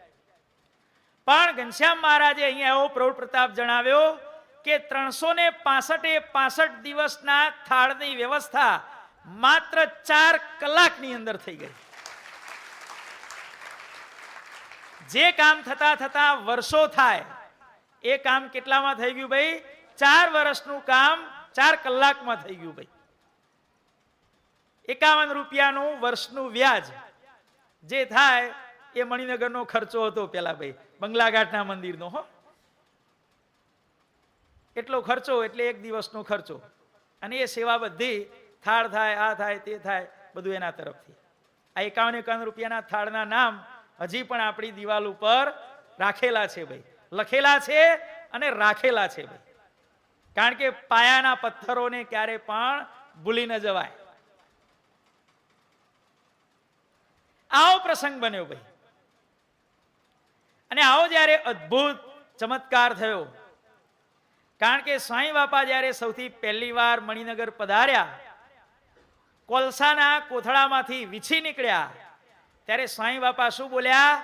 આ વીછી નથી, આ ધન ઉભરાય છે. અને ધન ઉભરાવા માંડ્યું ભાઈ. એવું ધન ઉભરાવા માંડ્યું, એવું ધન ઉભરાવા માંડ્યું કે ખુદ મણિનગરના સંસ્થાના જે ટ્રસ્ટીઓ હતા એ ટ્રસ્ટીઓની નજર આ ધન ઉપર બગડી ભાઈ. બોલો, વાડ ઉઠીને વેલાને ખાવા માંડી ભાઈ. વાડ શું કરવામાં આવે? વેલાનું રક્ષણ કરવા માટે. પણ આ વાડ એવી નકામી પાકી કે વાડ ઉઠીને વેલાને ખાવા માંડી. પછી વેલાને કોણ બચાવવા જાય? કહો, ભગવાન બચાવે. 3 ટ્રસ્ટીઓ હતા ભાઈ. એમાંથી 2 ઓપોઝિટમાં અને 1 ફેવરમાં. ચંદ્રશંકરભાઈ ફેવરમાં અને બળદેવ શેઠ અને હિરજી ભીમજી ચાવડા 2 જણા વિરુદ્ધમાં ભાઈ. શું કરવાનું કહો?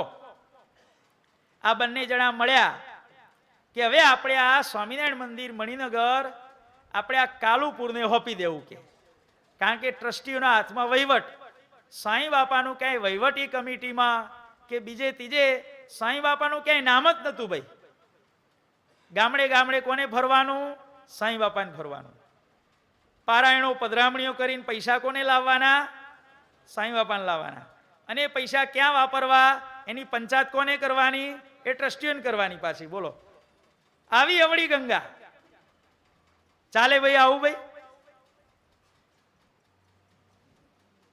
ત્યારે એ લોકોએ નક્કી કર્યું કે આ મણિનગર મંદિર આપણે કાલુપુર મંદિરને હોપી દેવું છે અને પછી આમના ઉપર કેસ કરીએ કે. પણ જુઓ ભગવાન કયા સમયે કેવી રક્ષા કરે છે. ડગલે પગલે આશ્રિત જનની રક્ષાને કરનારા રે, ધન્ય રે ધરમના લાલ. એ સાંઈ બાપાએ જે કડી લખી છે ને એ પોતાના જીવનમાં એમણે આ બધા મૂર્તિમાન અનુભવો કરીને લખી છે. સાંઈ બાપાએ કીર્તનની કોઈ કડી જેમ આજના કવિઓ વિચારી વિચારીને લઘુ ગુરુ માત્રા મેળ અક્ષર મેળ બધું કરીને લખે છે ને એમ બાપાએ હરિગ્રંથ કાવ્ય નથી લખ્યું ભાઈ. દરેક લીટીનો સાંઈ બાપાએ અનુભવ કર્યો છે. તેજના સમૂહમાં શ્રીજી દર્શન નવલાદે છે. બાપાએ એમને નથી લખ્યું, બાપાએ દર્શન કરેલા છે ભાઈ. થન થન થન થન નાચે છબી ના થકી. આ જે કીર્તન બાપાએ લખ્યું એમને નથી લખ્યું. એ નૃત્ય કરતા ઘનશ્યામ મહારાજના દર્શન સાંઈ બાપાએ ખુદ પોતે કરેલા છે. છાતી સંગે શ્યામ ભીડીને પ્રેમે કંઠ લગાવે રે. આ અનુભવ પણ સાંઈ બાપાએ પોતે કરેલો છે ભાઈ. ભીડી બુજા, હા હા રે ભીડી બુજા, મળે અલબેલો, સુખ આપે છેલ છબેલો. આ પણ કીર્તન જે બાપાએ બનાવ્યું એ કડીનો અનુભવ પણ સાંઈ બાપાએ ખુદ પોતે કરી અને પછી લખેલી છે ભાઈ. આજના કવિઓની જેમ કે આજના લેખકોની જેમ વિચારી વિચારી ભૂસે લખે, લખો ભૂસો ફાળો ફેંકો, આ ધંધો બાપાએ નથી કર્યો ભાઈ. ચરણ સ્પર્શી કરું હું તમને અનંત પ્રણામ. આ પણ બાપાએ અનુભવ કરેલો છે ભાઈ. બધું બાપાએ જોઈ જોઈને લખ્યું છે ભાઈ. સાક્ષાત અનુભવ કરીને લખ્યું છે. મણિનગર મંદિર કબજે કરવાનો પ્રયત્ન થયો, એમાં ભગવાને કેવી રક્ષા કરી ભાઈ. આપણા એક હરિભક્ત તમે બધા ઓળખતા હશો, રમણભાઈ ડ્રાઈવર, એમનો છોકરો ઘનશ્યામ અત્યારે આપણો સત્સંગી છે ભાઈ. અહીંયા જ રહે છે, આ બાજુ ઘોડાસર બાજુ. એ રમણભાઈ આપણી સંસ્થામાં પેલા સંત હતા ભાઈ, સાંઈ બાપાની જોડે. અને જ્યારે સાંઈ બાપા સૌથી પહેલી વાર મણિનગર પધાર્યા ત્યારે કેરોસીનનો ડબ્બો કાપી અને જે ખીચડી બનાવવામાં આવી એ પહેલા થાળની સેવા પણ આ રમણભાઈએ કરી હતી ભાઈ. ખીચડી એમણે બનાવી હતી. અને પછી એવું થયું કે જોગ સંજોગે પ્રસંગે એમને સંતમાં ન ફાયું એટલે સંતમાંથી નીકળી ગયા. સંતમાંથી નીકળવા છતાં એમણે મણિનગર મંદિરની વફાદારી ન મૂકી. અને આ લોકોને ખબર પડી કે આ માણસ સંસ્થામાંથી નીકળી ગયેલો છે, માટે એને સમજાઈ પટાઈ અને ગમે તેમ તૈયાર કરી અને આપણે કોર્ટની અંદર એને જુબાની અપાઈએ કે આ બધા લોકોએ રમણભાઈને બોલાયા ભાઈ. એ સમયે હજારો રૂપિયાની ઓફરો એમને કરવામાં આવેલી કે રમણભાઈ તમે કોર્ટમાં આટલી જુબાની આપો કે મુક્તજીવનદાસજી સ્વામીનું ચારિત્ર્ય સારું નથી, એમના લક્ષણ સારા નથી, બસ આટલું તમે બોલો. ત્યારે રમણભાઈએ જવાબ આપ્યો કે જુઓ ભાઈ, હું સંતમાંથી નીકળ્યો એ મારામાં ફોલ્ટ હતો માટે હું નીકળ્યો છું. જીવન પ્રાણ સ્વામી બાપા તો ધામમાંથી આવેલા સત્પુરુષ છે કે જે વસ્તુ એનામાં નથી એ વસ્તુ મારે કેવી કેમ કે. અને રમણભાઈ આ પ્રમાણે મીટિંગમાંથી ઊભા થઈ અને સીધા ક્યાં આવ્યા ભાઈ? મણિનગર મંદિરના દરવાજે આવ્યા. રાતનો 11, 11:30 વાગ્યાનો સમય થયેલો. અને એ સમયે કારણ કે કોઈ પણ સંત ભાગી જાય એને મણિનગર મંદિરમાં એન્ટ્રી આપવી નહીં, આવો કડક ઓર્ડર આપણા સાંઈ બાપાનો હતો. એટલે રમણભાઈએ ચોકી માટે ગુરખો રાખ્યો હતો. ગુરખાને વાત કરી, ભાઈ તું અહીંયા અને આ સ્વામી બાપાને તું કે આ રમણભાઈ તમને તાત્કાલિક મળવા માંગે છે, ખૂબ ઇમરજન્સી કામ છે. રાતના 11:30, 12 વાગ્યાના સમયે પેલા ગુરખાએ જઈ અને સ્વામી બાપાને જગાડ્યા. સ્વામી બાપા ક્યાં પહોંચતા હતા ખબર છે? એ સમયે આપણે સ્વામી બાપાના ધ્યાનના મૂર્તિ છે ને, એની સમક્ષ, એની સામે અત્યારે જ્યાં સંતો સવારે શાક સુધારવા બેસે છે ને, ત્યાં સ્વામી બાપા પલંગ નાખીને પહોંચતા ભાઈ ચોકડીમાં. 12 વાગે સ્વામી બાપાને જગાડ્યા ગુરખાએ. સ્વામી બાપા કે શું કામ છે ભાઈ, અત્યારે કોઈ ચોરબોર આવ્યો? ના કે સ્વામી, આ રમણભાઈ કરીને એક ભાઈ છે, આપણે જે પેલા સંત હતા એ તમને મળવા માંગે છે અને ઇમરજન્સી કામ છે અને નહીં મળો તો સંસ્થાને નુકસાન થશે, આવું એ કે છે. સ્વામી બાપાને થયું કે નક્કી કઈ અગત્યનું કામ છે. ગુરખાની સાથે સ્વામી બાપા મંદિરના દરવાજે આવ્યા. સ્વામી બાપા કે બોલો રમણભાઈ શું કામ છે કે. ત્યારે રમણભાઈએ બધી વાત કરી કે આ પ્રમાણે મને આવી રીતે ઓફર આપવામાં આવી, બાપા મેં ના પાડી છે અને આવતીકાલે આ ટ્રસ્ટીઓ આ મણિનગર મંદિરનો કબજો લેવા માટે આવવાના છે કે કોર્ટમાંથી ઓર્ડર લઈ સવારના 10 કે 11 વાગ્યા માણસો આવવાના છે. મને આ મણિનગર ઉપર લાગણી છે, તમારા ઉપર નિષ્ઠા છે, તમે સાચા સત્પુરુષ છો, માટે મારી ફરજ છે, હું તમને આ સમાચાર આપવા માટે આટલી અડધી રાતે આવ્યો છું કે. અને બાપાએ પછી નક્કી કર્યું કે ગમે તે થાય પણ હવે આપણે ઘનશ્યામ પ્રભુનું મંદિર બચાવવું છે. રાત્રે બાપાએ ગાડી સ્ટાર્ટ કરી ભાઈ, સંતોને જગાડી અને બાપા સીધા ગયા ક્યાં? વડોદરા ગયા. વડોદરામાં તમને ખબર હશે પ્રેમચંદભાઈ ચોકસી એ વખતે બહુ આગળ પડતા હરિભક્ત હતા. એમના ઓળખીતા એક જજ નડિયાદમાં રહેતા હતા ભાઈ. સ્વામી બાપા વડોદરાથી પ્રેમચંદભાઈને ગાડીમાં બેહાડી અને નડિયાદ પધાર્યા અને એ જજને રાત્રે ઉઠાડી અને પછી કોર્ટનો ઓર્ડર તૈયાર કરાયો ભાઈ. કયો? એડવાન્સ ઓર્ડર તૈયાર કરાયો. અને ઓર્ડર લઈ અને સ્વામી બાપા મણિનગરમાં હાજર થઈ ગયા. 10-11 વાગ્યાનો સમય થયો એટલે પેલા લોકો કોર્ટનું જજમેન્ટ લઈ, ઓર્ડર લઈ અને આવ્યા મણિનગર મંદિરમાં. અને એ વખતે સ્વામી બાપાએ આ હામો ઓર્ડર બતાવ્યો, જુઓ કે. પછી પેલા લોકોએ ઓર્ડરમાં તારીખ જોઈ, પેલા લોકોની તારીખ વહેલી હતી અને સ્વામી બાપાના ઓર્ડરની તારીખ મોડી હતી. કયો ઓર્ડર પ્રમાણ કહેવાય ભાઈ? પાછળની તારીખ વાળો ઓર્ડર પ્રમાણ કહેવાય ને ભાઈ. તમે રેલવે સ્ટેશન ઉપર જાઓ અને જાહેરાત થાય કે મુંબઈ જતી ગાડી 8 વાગે આવશે અને 10 મિનિટ પછી જાહેરાત થાય કે મુંબઈ જતી ગાડી 8:30 વાગે આવશે, તો કયું સાચું માનવાનું? પહેલી જાહેરાત સાચી કે બીજી જાહેરાત સાચી ભાઈ? વિપ્રતિષેધે પરમ કાર્યમ. પાણીની મુનિ કહે છે કે પાછળથી થયેલું કાર્ય હોય એ પ્રમાણભૂત કહેવાય. પેલા લોકોની તારીખ વહેલી હતી, સાંઈ બાપાના ઓર્ડરની તારીખ મોડી હતી અને આ પ્રમાણે રમણભાઈની અપ્રતિમ વફાદારીને કારણે આપણું મણિનગર મંદિર આજે સહી સલામત છે. જ્યાં સુધી આ મણિનગર મંદિર રહેશે, જ્યાં સુધી સ્વામિનારાયણ ગાદી સંસ્થાનનું અસ્તિત્વ રહેશે ત્યાં સુધી આખી સંસ્થા એ રમણભાઈની કાયમી માટે ઋણી રહેશે ને રહેશે. જો એ રમણભાઈ રાત્રે કહેવા ન આવ્યા હોત તો આજે આ મણિનગર મંદિરનું અસ્તિત્વ ન હોત. કર્તવ્ય પાલનથી પણ વધારે અપ્રતિમ વફાદારી આટલી બધી રમણભાઈએ રાખી એટલે સાંઈ બાપાએ એને આશ્રિત તરીકે અપનાવ્યા અને વગર પ્રાયશ્ચિતે એને સ્વામિનારાયણ ગાદી સંસ્થાનના આશ્રિત તરીકે સાંઈ બાપાએ એને પ્રવેશ આપ્યો. ભાઈ આવી અપ્રતિમ વફાદારી. ભાઈ ભગવાન કયા સમયે કોનામાં કેવી પ્રેરણા કરી અને આપણા સાંઈ બાપાનું કામ કરતા આવ્યા એની આજે આપણે આ વાત કરવાની છે. ભાઈ ન કહેવા આવ્યા હોત તો શું દશા થાત એ સંકલ્પ કરવાનો આપણને અધિકાર નથી અને સંકલ્પ કરી શકે એવી આપણા મનની સ્થિતિ પણ નથી. આ પ્રમાણે બાપાએ કામ કર્યું. ભાઈ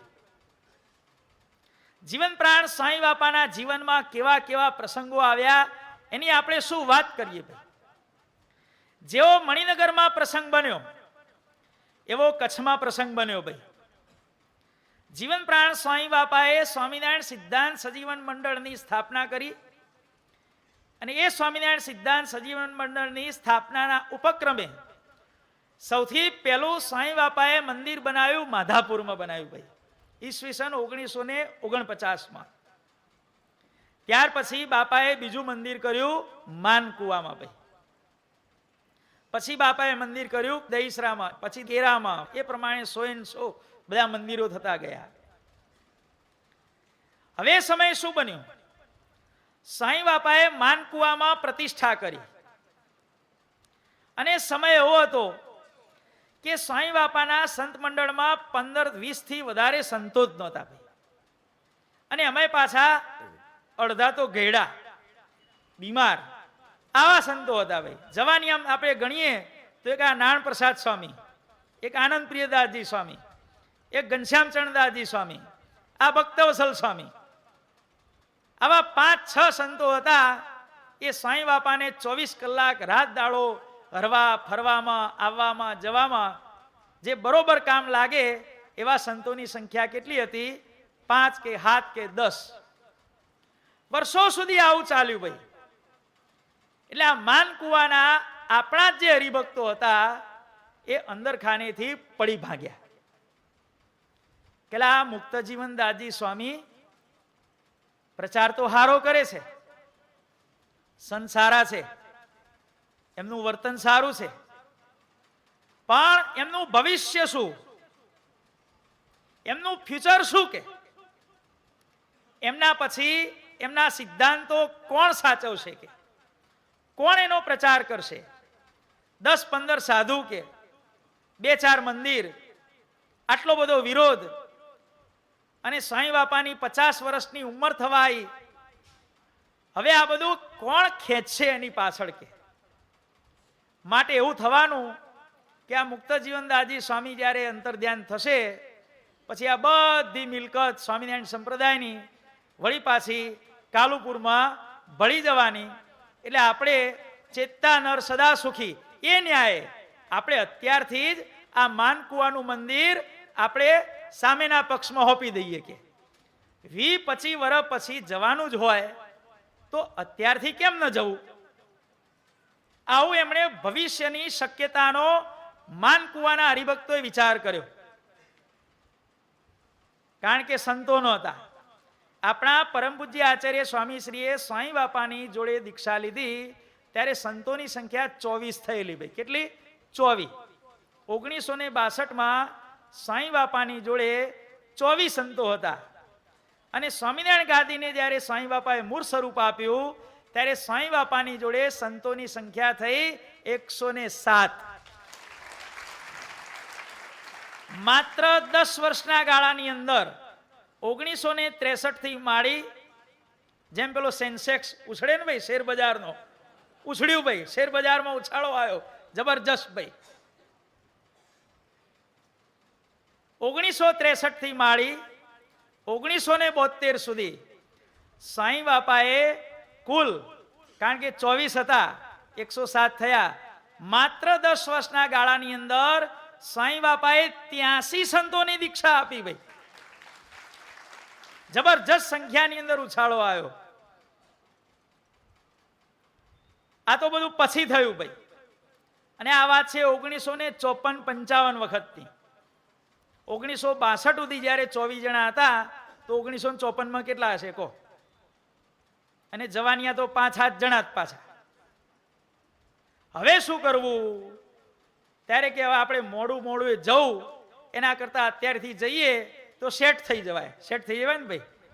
હે આમે જવું જ છે, કાલે જવું તો આજે જવું, કે જવું જ છે તો જવું. એટલે આપણે 25 વર્ષ પછી મરી જવાનું હોય તો આજે થોડા મરી જઈએ છીએ? આવું કે તો એને એમ કહેવાનું ભાઈ તમે મરવાના છો તો આજે મરો ને તો પછી તારે. જો માણસો બુદ્ધિ કેવી લડાવે છે હો, કે આપણે 5 વર્ષ પછી 10 વર્ષ પછી 20 વર્ષ પછી જવું જ છે તો આપણે અત્યારથી કેમ ન જતા રહીએ? તો લ્યા તમે 25 વર્ષ પછી 30 વર્ષ પછી મરવાના છો તો આજે હું આ તમે મરી જાઓ તો પાર આવે એટલો પૃથ્વી ઉપરથી ભાર ઓછો થાય. એટલે માનકુવાના હરિભક્તો નક્કી કર્યું કે આપણે આજે સાંજે 4 વાગે, જો ટાઈમ નક્કી થઈ ગયો, ભૂસ્તી સંતોને બોલાવવા અને એમને 4 વાગે એમણે આવવું અને માનકુવાના મંદિરમાં અડીંગા જમાઈને બેસી જવું. 4 વાગ્યાનો ટાઈમ નક્કી થઈ ગયો. પણ બધાએ માઈક આંગલા થોડા હોય ભાઈ. એ માનકુવા ગામની અંદર માવજી ગોવિંદ ડબાસિયા કરી અને હરિભક્ત રહેતા હતા. સાંઈ બાપાથી ઉંમરમાં ઘણા મોટા હતા. બાપ દીકરા જેટલો ડિફરન્સ હતો ભાઈ. એ માવજી ગોવિંદના જે છોકરા હતા ને એમની ઉંમર પણ સાંઈ બાપા કરતા 2-5 વર્ષ મોટી હતી ભાઈ. એટલો ફેર હતો. 30 વર્ષનો તો ફેર હશે લગભગ. 30-35 વર્ષ સાંઈ બાપાથી મોટા હતા ભાઈ. એમને બાપાની વિશે એટલી બધી ભાવના હતી.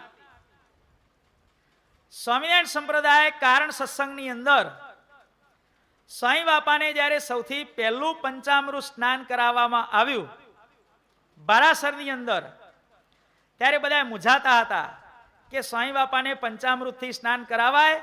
ત્યારે આ માવજી ગોવિંદે કહ્યું કે ભાઈ તમે સાંઈ બાપાને પંચામૃતથી સ્નાન કરાવો, એ સ્વયં સ્વામિનારાયણ ભગવાનને સ્નાન થાય છે. કે આવી રીતે બધાએ જુવાનિયા હરિભક્તોને પ્રોત્સાહન આપી અને સૌથી પહેલું પંચામૃત જો સ્નાન કરાવ્યું હોય તો એમાં ફાળો હતો આ માવજીભાઈ ગોવિંદભાઈ ડબાસિયાનો ફાળો હતો ભાઈ. માવજીભાઈને ખબર પડી, બહુ સુરવીર હતા ભાઈ. માવજીભાઈને ખબર પડી કે 4 વાગે બુધના સાધુ આવવાના છે અને માનકુવા મંદિરમાં આવીને બેહી જવાના છે. એમને હૃદયમાં ફાળ પડી કે આ સ્વામી બાપા છેલ્લા 20 વર્ષથી બાપાશ્રીના સિદ્ધાંતોના પ્રચારને પ્રસારને માટે કેટલી બધી મહેનત કરે છે, અને શું આ મહેનત આવી રીતે પાણીમાં જવા દેવાની? અને મણિનગર સંસ્થાનું ભવિષ્ય પહેલેથી જુઓ. હવે શું થશે એ તો બધું પહેલેથી ચાલ્યું જ આવે છે ભાઈ.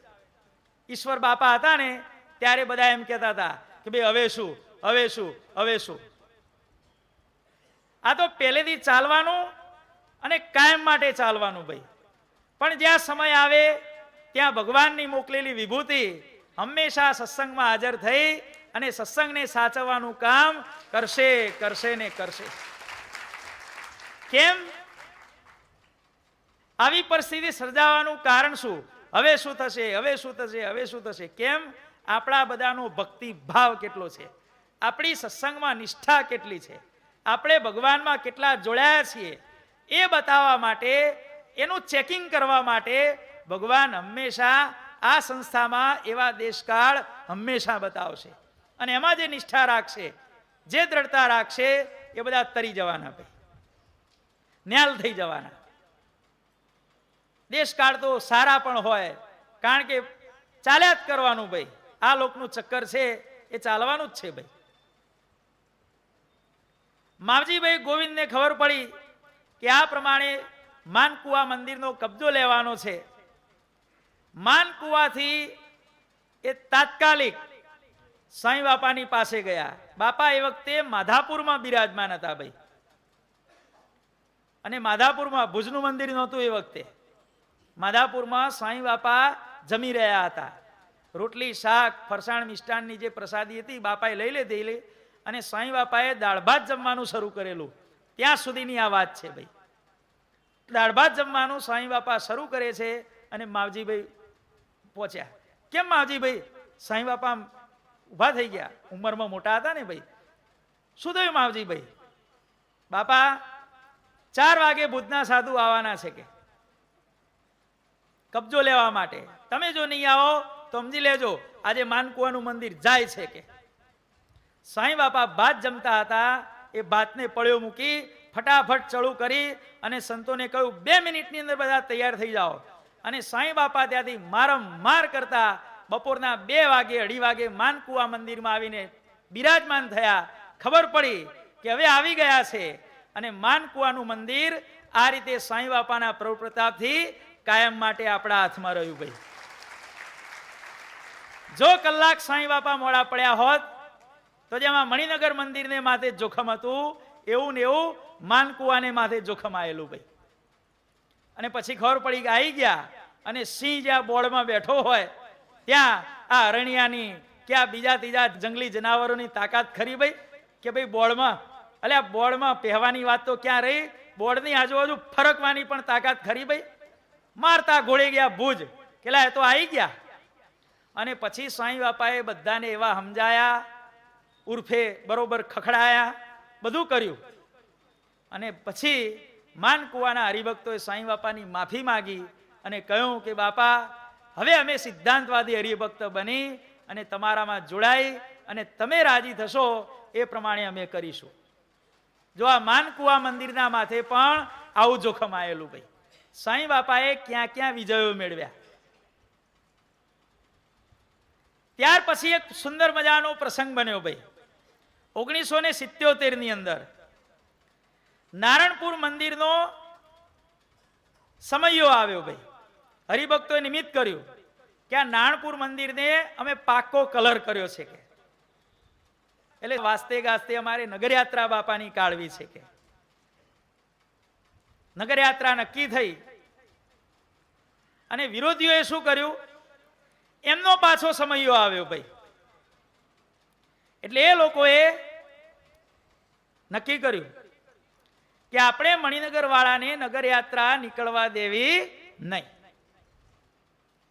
હવે તમે નારણપુર જે લોકો આવ્યા છો એ લોકોએ નારણપુર નગરયાત્રાનો રૂટ જોયો હશે. વચ્ચે સામા પક્ષનું મંદિર આવે છે, એનો ચોક આવે છે અને પછી આપણું મંદિર આવે છે. કાયમી નારણપુરમાં રૂટ આ જ છે ભાઈ વર્ષોથી. એ લોકોએ શું કર્યું? એ લોકોને ખબર હતી કે સાંઈ બાપા જે વાહનમાં બિરાજે છે એ વાહન મિનિમમ 12-13 ફૂટ ઊંચું હોય છે. એટલે એમણે રસ્તાની અંદર 9 ફૂટનો મંડપ બાંધી દીધો ભાઈ. નગરયાત્રાના રૂટમાં 9 ફૂટનો મંડપ બાંધી દીધો. હવે શું કરવું? બધા હરિભક્તોએ બાપાને વાત કરી કે બાપા તમે કહો તો ધમાલ કરીએ. બાપા કે નહીં, ધમાલ કરવી, ડખા કરવા એ આપણો ધર્મ નથી કે. તો બાપા શું કરવું કે? બાપા કે ભગવાન કે રસ્તો કાઢશે કે. એ લોકોએ ભલે 9 ફૂટનો મંડપ બાંધ્યો, ભલે બાંધ્યો કે કશો વાંધો નહીં. પછી જીવન પ્રાણ સાંઈ બાપાએ આપણા સદગુરુ શ્રી અખિલેશ્વરદાસજી સ્વામીને બોલાયા કે ભાઈ આવું થયું છે, થોડુંક નીચું વાહન કરજો કે 9 ફૂટમાંથી નીકળી જાય એવું.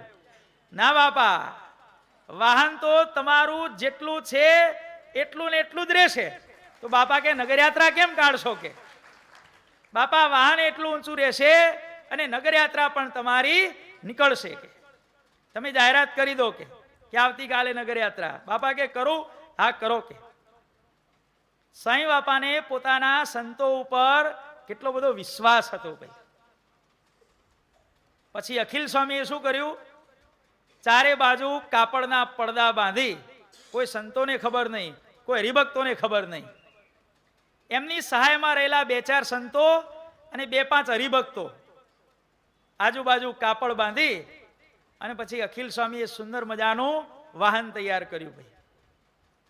12-13 ફૂટ ઊંચું વાહન તૈયાર કર્યું. લઈ ગયા નગરયાત્રાના સ્થળે. કે આપણા હરિભક્તો તો ઘડીકમાં પેલો મંડપ જોવા જાય, ઘડીકમાં વાહન જોવા જાય, વાહન જોવે આમ. એટલે આ 9 ફૂટનો મંડપ, આ 12 ફૂટનું વાહન, 12-13 ફૂટનું વાહન, એટલે આ કરશો શું કે? અને આગેવાન હરિભક્તો હતા ને, અખિલ સ્વામીને જેમ તેમ બોલવા માંડ્યા. તમને કશી સમજણ પડતી નથી, તમે બાવાઓ કોઈનું સાંભળો નહીં, તમે સંતો કોઈનું સાંભળો નહીં, કે ફાવે એમ બધું દે કરો, કે જોજો કે આખી જિંદગી બાપાએ આટલો જય જયકાર કર્યો, આજે આપણી લાજ જવાની છે. અખિલ સ્વામી કે ભાઈ શાંતિ રાખો યાર, બધું થઈ જશે. અરે શું થશે કે પેલું 9 ફૂટ ને આ 13 ફૂટ, હજી પેલું 13 ફૂટ હોય ને આ 9 ફૂટ હોય તો સમજ્યા, પણ આ વિપરીત કામ કઈ રીતે થશે કે? અખિલ સ્વામી કે બધું થશે, કે તમે શાંતિ રાખો ને યાર. અખિલ સ્વામી ગરમ થઈ ગયા, કારણ કે રહસ્યની વાર્તા કોઈને કહેવાય નહીં. પછી જ્યારે નગરયાત્રા શરૂ થઈ ત્યારે સાંઈ બાપાએ અખિલ સ્વામીને પૂછ્યું કે મારે શું કરવાનું છે એ તો કે. ત્યારે અખિલ સ્વામીએ એટલું કીધું કે બાપા જ્યારે પેલો મંડપ આવે ને ત્યારે તમારે એક આમ જોરથી થાપી મારવાની કે. સાંઈ બાપા કે પછી શું? જો આ લોકની રીતે બધી સાંઈ બાપાને પણ ખબર નથી હો. બાપા કે પછી શું? ત્યારે અખિલ સ્વામી કે બાપા આપના પ્રતાપથી બધું હરખું થઈ જશે કે. અત્યારે હું તમને કશું કહેવા માંગતો નથી કે. સસ્પેન્સ. શું કહેવાય ભાઈ? આને સસ્પેન્સ કહેવાય ભાઈ, રહસ્ય. તમારે મંડપ આવે એટલે થાપી મારવાની કે. બાપા કે હારું કે, કશો વાંધો નહીં કે. સાંઈ બાપાની નગરયાત્રા ફરતી ફરતી ફરતી ફરતી ક્યાં આવી ભાઈ?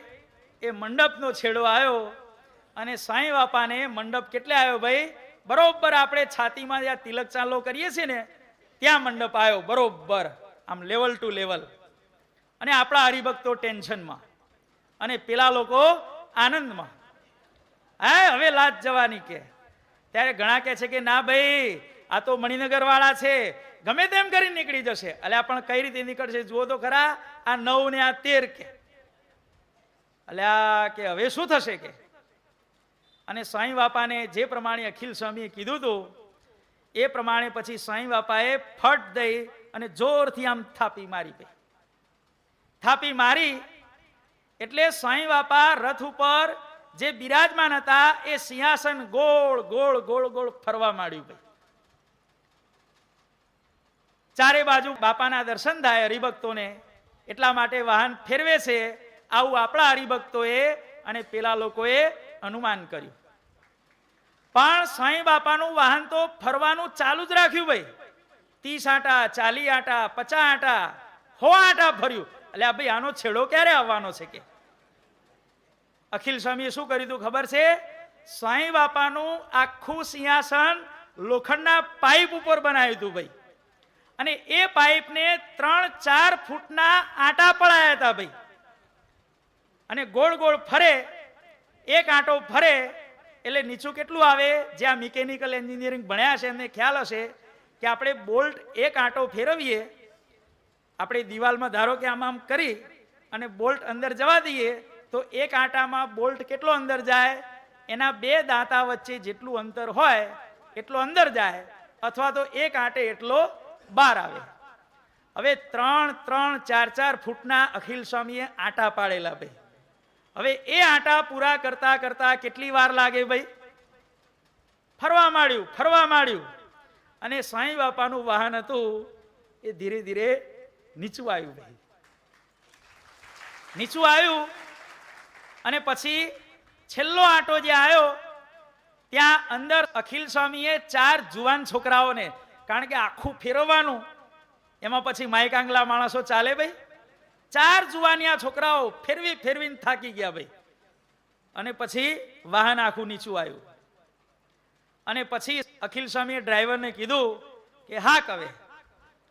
અને સાંઈ બાપાનું વાહન એટલું બધું નીચું આવ્યું કે સાંઈ બાપાની જે પાગ હતી ને એ પાગ કરતા થોડોક ઊંચો મંડપ રહ્યો અને સાંઈ બાપાનું વાહન સડસડાટ કરતું પસાર થઈ ગયું ભાઈ. આને વિશિષ્ટાદ્વૈત કહેવાય ભાઈ. સાકારનું સાકારમાં લીનપણું ગાદી ગ્રંથમાં લખ્યું છે ને ભાઈ. આ સાકારનું સાકારમાં લીનપણું કહેવાય ભાઈ. અને વળી પાછો મંડપ પૂરો થયો એટલે અખિલ સ્વામીએ બાપાને કીધું કે બાપા ફરીથી થાપી મારો કે, અને બાપાએ ફરીથી થાપી મારી, ફરીથી વાહન ફરવા માંડ્યું, જેમ હતું એમ થઈ ગયું ભાઈ. અને આખા વિશ્વની અંદર જ્યાં જ્યાં ખબર પડી, આખા વિશ્વની અંદર સ્વામી બાપાના નામનો આ રીતે ડંકો વાગી ગયો ભાઈ, કે ખરેખર મણિનગર વાળા એટલે તો કહેવું પડે. પછી વાહન આવ્યું નારણપુર સ્વામિનારાયણ મંદિરે, અને પછી બાપા ત્યાંથી ઉતરી ગયા, સંતો ઉતરી ગયા, અને પછી અખિલ સ્વામીએ ફટ દઈ અને વાહન હતું એ તાત્કાલિક બધું વીખી નાખ્યું. કેટલાય લોકો સામા પક્ષ વાળા જોવાયેલા હો કે મારાલા સાધુએ આઈડિયા શું માર્યો છે કે, પણ અખિલ સ્વામી કે કોઈ દાડો આપણી સિક્રેટ વસ્તુ હોય, આપણી મોનોપોલી હોય, પેટન્ટ, અત્યારે પેટન્ટ કહેવાય છે ને, આપણી સિક્રેટ વસ્તુ મોનોપોલી કે પેટન્ટ કોઈને બતાવાય નહીં ભાઈ, કારણ કે રહસ્ય ખુલ્લું પડી જાય એટલે લાખની વસ્તુ આખી રાખની થઈ જાય. તાત્કાલિક વીખી નાખ્યું, અને પછી ધીરે ધીરે વાત ફેલાણી. બાપા કે હવે તો કે તે શું કર્યું તું? પછી અખિલ સ્વામીએ આ બે પાઇપના કટકા બતાવ્યા કે જો બાપા આપની દયાથી મેં આવું કામ કર્યું હતું. એ પાઇપના કટકા બાપાને બતાવ્યા, અને એ વખતે સાંઈ બાપા અખિલ સ્વામીને ખૂબ પ્રેમથી બાથમાં ગાલી અને ભેટેલા. જો આ સાંઈ બાપાના આવા વિજય પ્રસંગો, કેટલા કેટલા પ્રસંગો આપણે વર્ણવા. કોઈ બી પ્રસંગ હોય ભાઈ, ચાહે ડ્રાઇવિંગનો પ્રસંગ હોય, બધાએ ગેર ફેલ થઈ જાય, પરદેશની ગાડી માત્ર રિવર્સ ગેર કામ કરતો હોય, અને આબુ પર્વત ઉપર જવાનું હોય, શું કરીશું કે? ત્યારે બાપા કે એક રિવર્સ ગેર તો કામ કરે છે ને કે. સાંઈ બાપાએ આખો આબુ પર્વત રિવર્સમાં ગાડી છે કે અધ્ધર ચડાવી ભાઈ. અત્યારે આટલા બધા મોટર કારના રેસરો છે, એ કોઈ રેસરને કહેવામાં આવે આજની તારીખમાં કે તમે આબુ ઉપર, આબુની તળેટીથી છેક ગુરુ શિખર સુધી તમે રિવર્સમાં ગાડી હાંકો, ભલભલો હિંમતવાન ડ્રાઈવર હોય ને એ પણ આવી રીતે સાહસ ન કરે ભાઈ. 30 કે 35 કિલોમીટરનું અંતર રિવર્સમાં કાપવું એ શું ખાવાના ખેલ છે ભાઈ? અત્યાર સુધી વિશ્વની અંદર રિવર્સમાં આવી રીતે હાંકી અને છેક પર્વત ઉપર ચડનારા વિશ્વમાં જો એકમાત્ર ડ્રાઈવર પાક્યા હોય આપણા સ્વામી બાપા ભાઈ. ચાહે આબુ ઉપર ડ્રાઇવિંગ કરવાનું હોય, ચાહે નદીમાં ગાડી ફસાઈ જાય ભાઈ, બધાએ ધક્કા મારી મારીને થાકી જાય, અને પછી બધાએ બાપાને પ્રાર્થના કરે કે બાપા દયા કરો કે, અને સાંઈ બાપા જ્યાં ધક્કો મારે અને ગાડી નદીથી બહાર નીકળી જાય. ક્યારેક ગાડીમાં આગ લાગે, હવે પેટ્રોલમાં આગ લાગી હોય એ પાણીથી ઓલવાય ભાઈ, કારણ કે પાણી નાખો તો એટલી આગ વધારે ફેલાય, રેતી નાખવી પડે, બધાએ રેતી નાખે, આગ ન ઓલવાય. પછી બાપાને પ્રાર્થના કરે બાપા ભાઈ સાહેબ કંઈક કરો કે, અને સાંઈ બાપા ખોબો રેતી લઈ અને જ્યાં એ આગ ઉપર નાખે અને તાત્કાલિક આગ ઓલવાઈ જાય. એક વખતે શું બન્યું કે આપણા જીવન પ્રાણ સાંઈ બાપા 2011માં જ્યાં શિખર મંદિર થયું ને એની પૂર્વ તૈયારી સ્વરૂપે હરિભક્તો પાસેથી ફાળો ઉઘરાવવા માટે, એમની સેવા અંગીકાર કરવા માટે સાંઈ બાપા વિચરણ કરતા હતા. અને આ બાવળા બાજુ ક્યાંકથી નીકળતા નીકળતા શું બન્યું, રાતનો 11 વાગ્યાનો સમય હતો ભાઈ, અને એ વખતે રસ્તો એવો આવ્યો, રસ્તો આમ ઢાળવાળો આવ્યો ભાઈ. હવે સ્વાભાવિક છે કે રસ્તો ઊંચો ઢાળવાળો હોય એટલે ગાડીની લાઈટ ક્યાં જાય ભાઈ? રસ્તા ઉપર જાય કે આકાશમાં જાય? ગાડી અધ્ધર ચડે, પ્રકાશ હતો એ આકાશમાં જાય, લાઈટ કઈ કામની નહીં. અને રસ્તો એટલો બધો ભયંકર હતો કે છે કે રસ્તાની આગળ વળાંક આવતો હતો. અનુભવી ન હોય ને એને કશી ખબર જ ન પડે. અને આ પહેલી વાર ત્યાંથી પસાર થવાનું થયું. રસ્તાની આગળ આખો રસ્તો આમ વળાંક લેતો હતો, ધ્યાનથી સમજવાનો પ્રયત્ન કરજો. રસ્તો આમ વળાંક લેતો હતો, અને વળાંકની આગળ 15 હાથ ઊંડો અને 4 હાથ પહોળો ખાડો હતો ભાઈ. રસ્તો આમ વળાંકમાં જાય, આગળ ખાડો, 4 હાથ પહોળો, અને વળી પાછી આગળ જમીન, અને વળાંકમાં રસ્તો, લાઈટ ઉપર જાય એટલે વળાંક દેખાય નહીં. એટલે વસંતભાઈ ફૂલ સ્પીડમાં ગાડી ચલાવતા હતા અને પેલો વળાંક આવ્યો, ખબર ના પડી, અને જ્યારે ખબર પડી ત્યારે ટાઈમ વીતી ગયેલો અને વસંતભાઈ પછી શોર્ટ બ્રેક મારી, અને જેવી બ્રેક મારી એવી ગાડી ઊભી રહી. સાંઈ બાપા કહે છે કોઈ ચિંતા કરશો નહીં, કે તમે જરા બહાર નીકળીને જુઓ પ્રગટ ભગવાન સ્વામિનારાયણે આપણી કેવી રક્ષા કરી છે. બહાર તો નીકળો કે. અને બહાર નીકળીને જોયું તો થયેલું શું ખબર છે ભાઈ? પેલો વળાંક હતો ને એ વળાંકની આગળ ખાડો હતો, ખાડાની આગળ જમીન હતી, આગલા ટાયર આગલી જમીન ઉપર, પાછલું ટાયર રસ્તા ઉપર, અને વચ્ચે બરોબર ખાડો, અને ગાડી અટકી ગઈ ભાઈ. જો કેવી અદ્ભુત રક્ષા કરી. નહીં તો આગળનું ટાયર જો ખાડામાં પહેરી ગયું હોત તો સીધી ગાડી 15 ફૂટના ખાડામાં, અને શું થાત એ આપણે કલ્પના કરી શકીએ તેમ નથી ભાઈ. અને ધારો કે ગાડી આગળ નીકળી ગઈ પણ બ્રેક ન લાગી હોત અને પાછલું વ્હીલ જો આમ પડી ગયું હોત તો ગાડી પાછળના વ્હીલથી ખાડામાં પડત. પણ બાપાએ એવો પ્રૌઢ પ્રતાપ જણાયો કે આગળના વ્હીલ આગળની જમીન ઉપર, પાછળના વ્હીલ પાછળની જમીન ઉપર, અને વચ્ચે 15 ફૂટ ઊંડો ખાડો. અને જોયું, અરે બાપા આ તો ભગવાને જોરદાર રક્ષા કરી. કે બધાએ ધીરે ધીરે બહાર નીકળ્યા.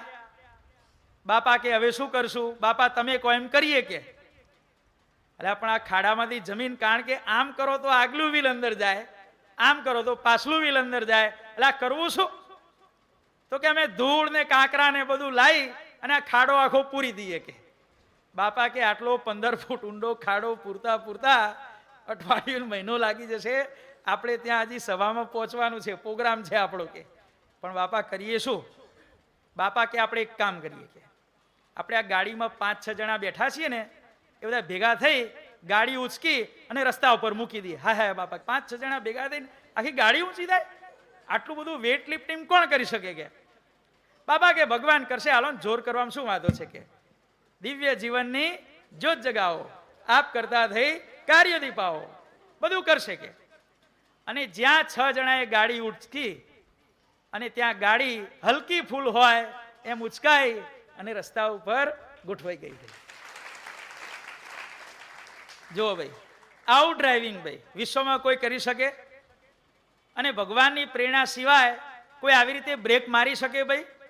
કે ભાઈ આગલા ટાયર આગલી જમીન ઉપર, પાછલા ટાયર પાછલી જમીન ઉપર, અને વચ્ચે 15 ફૂટ ઊંડો ખાડો ભાઈ. આવું બાપાનું ડ્રાઇવિંગ. ત્યાં પણ બાપાએ હંમેશા સફળતા મેળવી છે ભાઈ. ગાડીમાં પેટ્રોલ ખૂટી જાય અને પેટ્રોલ વગર 30-30, 35-35 કિલોમીટર સુધી ગાડી હાલી જાય. આ જ વસંતભાઈ સાક્ષી હતા. સાંઈ બાપા રાજસ્થાનમાંથી પસાર થઈ રહ્યા હતા.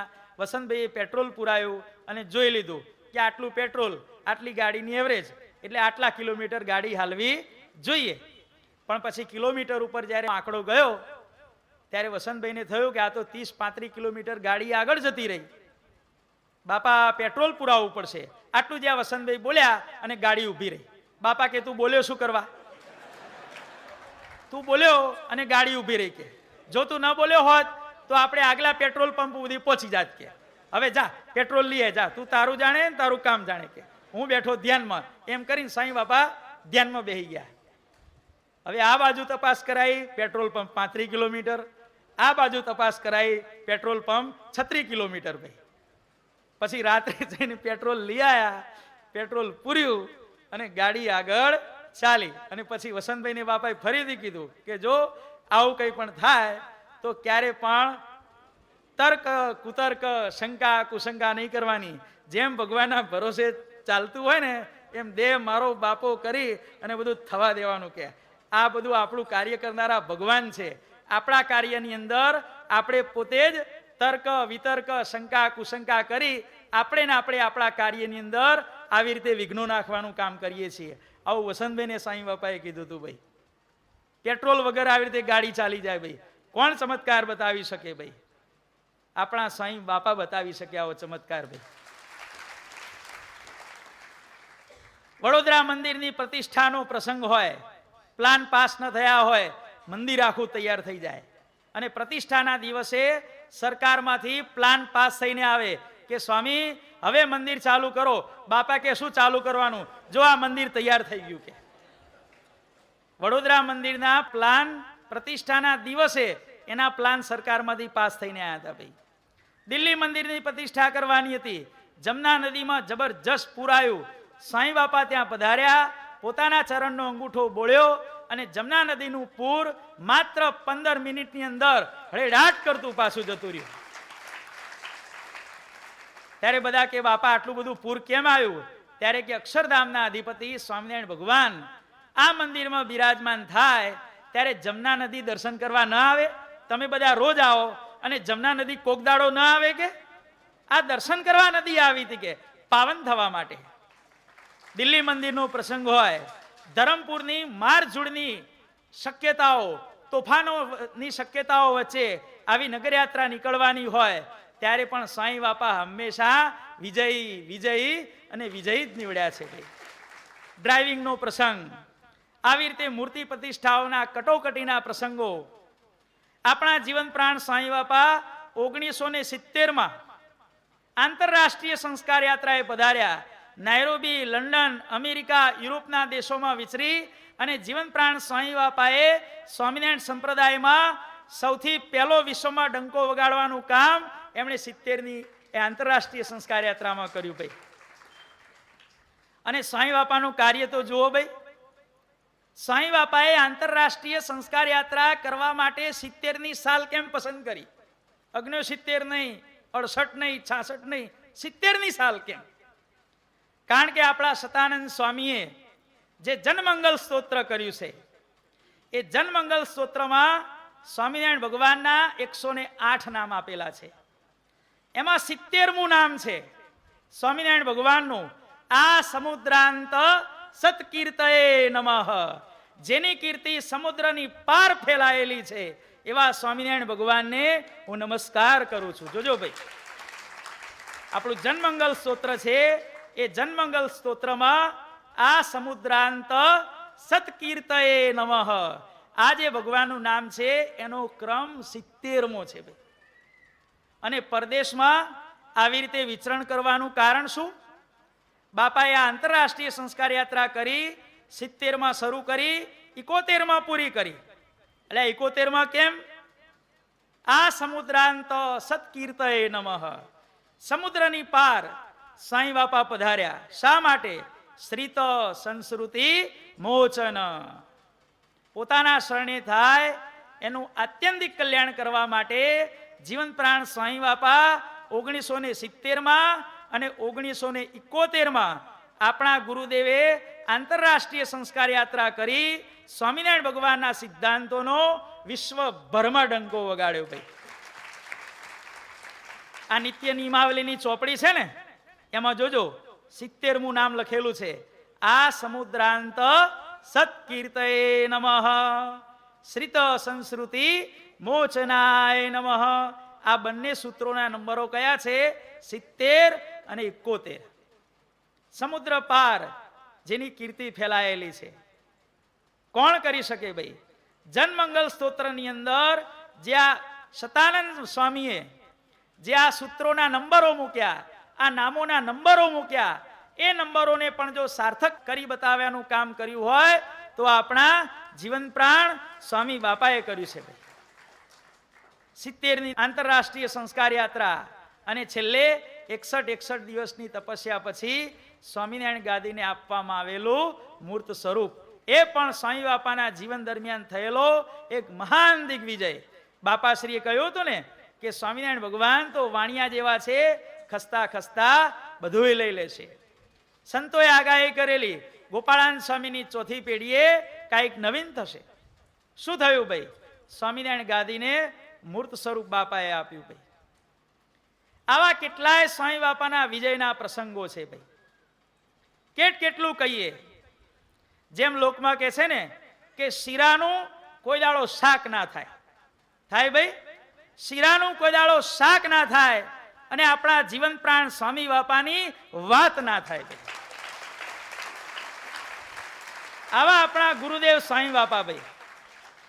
જીવન પ્રાણ સ્વામી બાપાએ આ પ્રમાણે વિદ્વત સભાની અંદર ભવ્ય દિગ્વિજય મેળવ્યો અને એ સ્વામી બાપાના પ્રથમ વારસદાર આપણા પરમ પૂજ્ય આચાર્ય સ્વામીશ્રી આજે પણ 74 વર્ષની ઉંમરે આટલું બધું કષ્ટ વેઠી અને વિચરણ શા માટે કરે છે?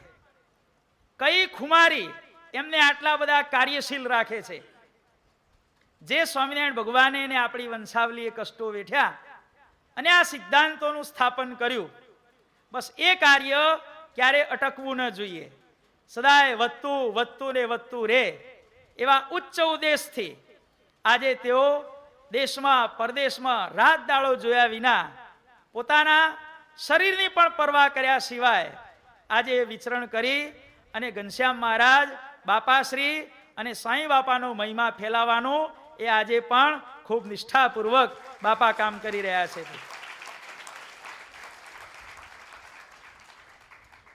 અને એમણે આજે સભામાં બેઠેલા સર્વે સભાસદોને પ્રેમપૂર્વક જય સ્વામિનારાયણ પાઠવ્યા છે. ભાઈ આટલે દૂર રહ્યા થકા પણ આપણી આટલી બધી એ સાર સંભાળ રાખે છે, એ આપણા માટે ખૂબ આનંદની વાત છે. ભાઈ તો આ 9 દિવસથી જીવન પ્રાણ સ્વામી બાપા વિરચિત સ્વામિનારાયણ બાપા ચરિત્રામૃત સાગર આ ગ્રંથની કથા ચાલી રહી છે. એ મજરો કરવાનો આ સેવકને ચાન્સ મળ્યો. લઘુ ગુરુ કંઈ જાણું નહીં પિંગળનું કંઈ જ્ઞાન, કાલા વાલા કરી જસ ગાવા, એ જાણવું દાસનું કામ. એ ન્યાય કરી અને જે પ્રમાણે મજરો થયો એ પ્રમાણે કરવાનો પ્રયત્ન યથા કિંચિત દિશમાત્ર કર્યો છે. કોઈને કંઈ પણ ડાયરેક્ટલી ઇનડાયરેક્ટલી કહેવાઈ ગયું હોય, કોઈને ખોટું લાગ્યું હોય તો આજના પુનિત પ્રસંગે આ સેવક જેને જેને ખોટું લાગ્યું હોય એની ઘનશ્યામ મહારાજ બાપાને સ્વામી બાપાના સાનિધ્યમાં એની હાથ જોડી અને એની ક્ષમા માગે છે. 9 દિવસથી કથા ચાલે છે. આપણે જરાક એનું પુનઃસ્મરણ કરીએ. પહેલા દિવસે મીઠા ભક્તની વાત આવેલી, ધર્મ નિયમની આપણે વાત કરેલી. બીજા દિવસે ચુનીલાલનો બાપાશ્રીએ સંકલ્પે કરીને મોક્ષ કર્યો. એ ઉપર આપણી સમગ્ર વંશાવલીએ જે કાર્યો કર્યા એ શેના દ્વારા કર્યા? ભાઈ સંકલ્પે કરીને કર્યા. એ કથા બીજા દિવસની હતી. ત્રીજા દિવસે વચનામૃત ઉપર પ્રસ્તાવના કથા અને પ્રશ્ન કથા હતી. ચોથા દિવસે ઉત્તર કથા અને પશ્ચાત કથા, વચનામૃત પછી શું થયું એની કથા હતી. પાંચમા દિવસે બાપાશ્રીએ આશીર્વાદ આપ્યા ટીકા ઉપર. એ ઉપર આપણા સદગુરુ બાપાનું જીવન ચરિત્ર જોયેલું. છઠ્ઠા દિવસે સિદ્ધાંતોના રક્ષણ માટે બાપાએ શું કાર્યો કર્યા એ ઉપર આપણે સિદ્ધાંત શબ્દનો અર્થ સમજેલા. સાતમા દિવસે જીવન પ્રાણ સ્વામી બાપાએ ઈશ્વર બાપા પાસે મા દીક્ષા લીધી અને ગઈકાલે આઠમા દિવસે ઘનશ્યામ જીવનદાસજી સ્વામીને બાપાએ મૂર્તિમાં રાખી લીધા. એ પ્રસંગ જોયેલો. અને આજે જીવન પ્રાણ સ્વામી બાપાએ ક્યાં ક્યાં વિજયો મેળવ્યા થોડુંક કહેવાનું બાકી રહી ગયું.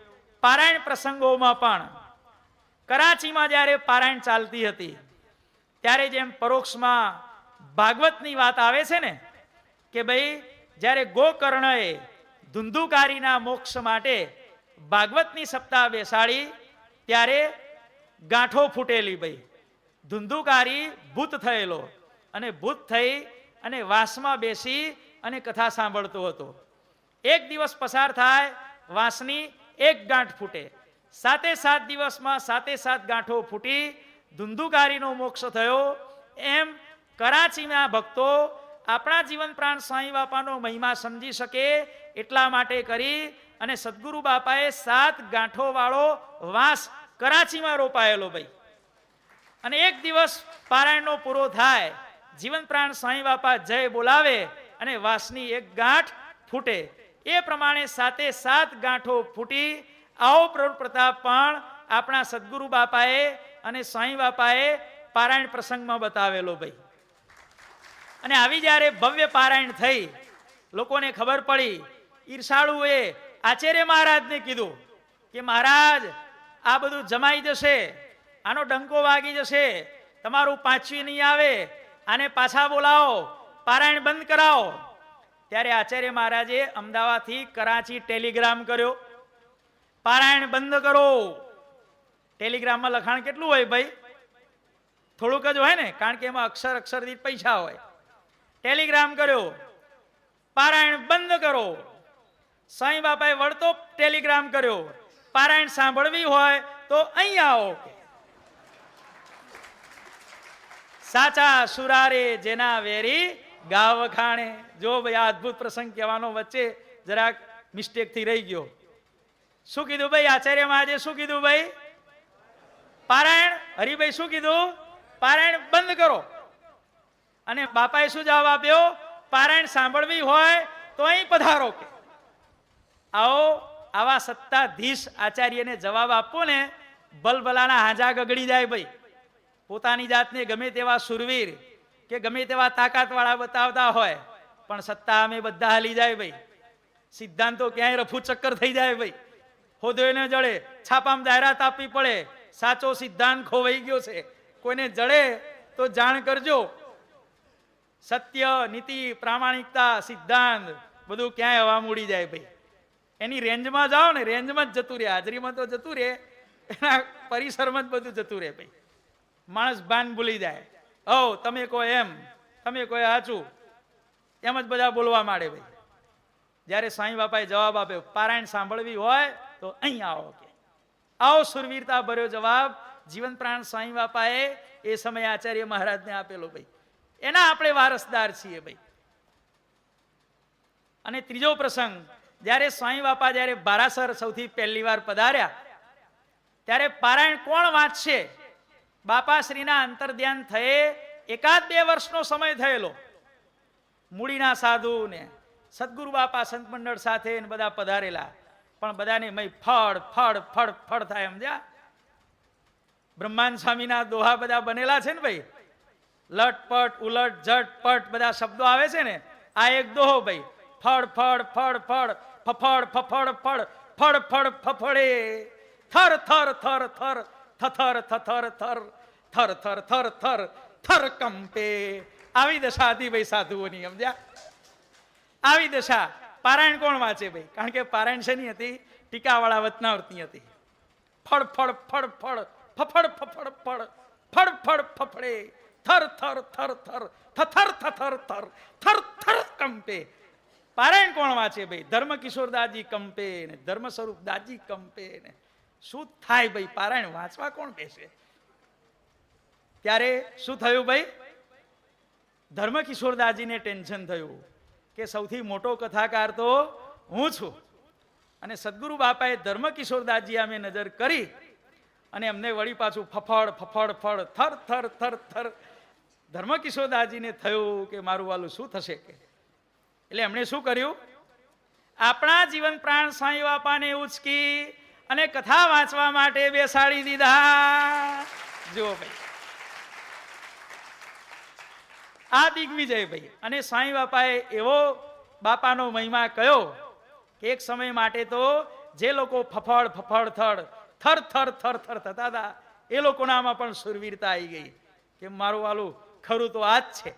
પણ કથામાંથી ઉઠ્યા એટલે વાત થઈ ગઈ પૂરી. જય સ્વામિનારાયણ. તો જીવન પ્રાણ સાંઈ બાપાએ આ પ્રમાણે સર્વત્ર વિજય વિજય અને વિજય. અને એ વસ્તુ બાપાએ કીર્તનમાં લખી, શ્રીજી વિજયના ધ્વજો ફરકાવજો. તો અંતમાં આપણે એવી ભાવના કરીએ કે સર્વોપરી સ્વામિનારાયણ ભગવાન, જીવન પ્રાણ બાપાશ્રી અને જીવન પ્રાણ સ્વામી બાપાનું નામ સમગ્ર વિશ્વમાં ગાજતું થાય.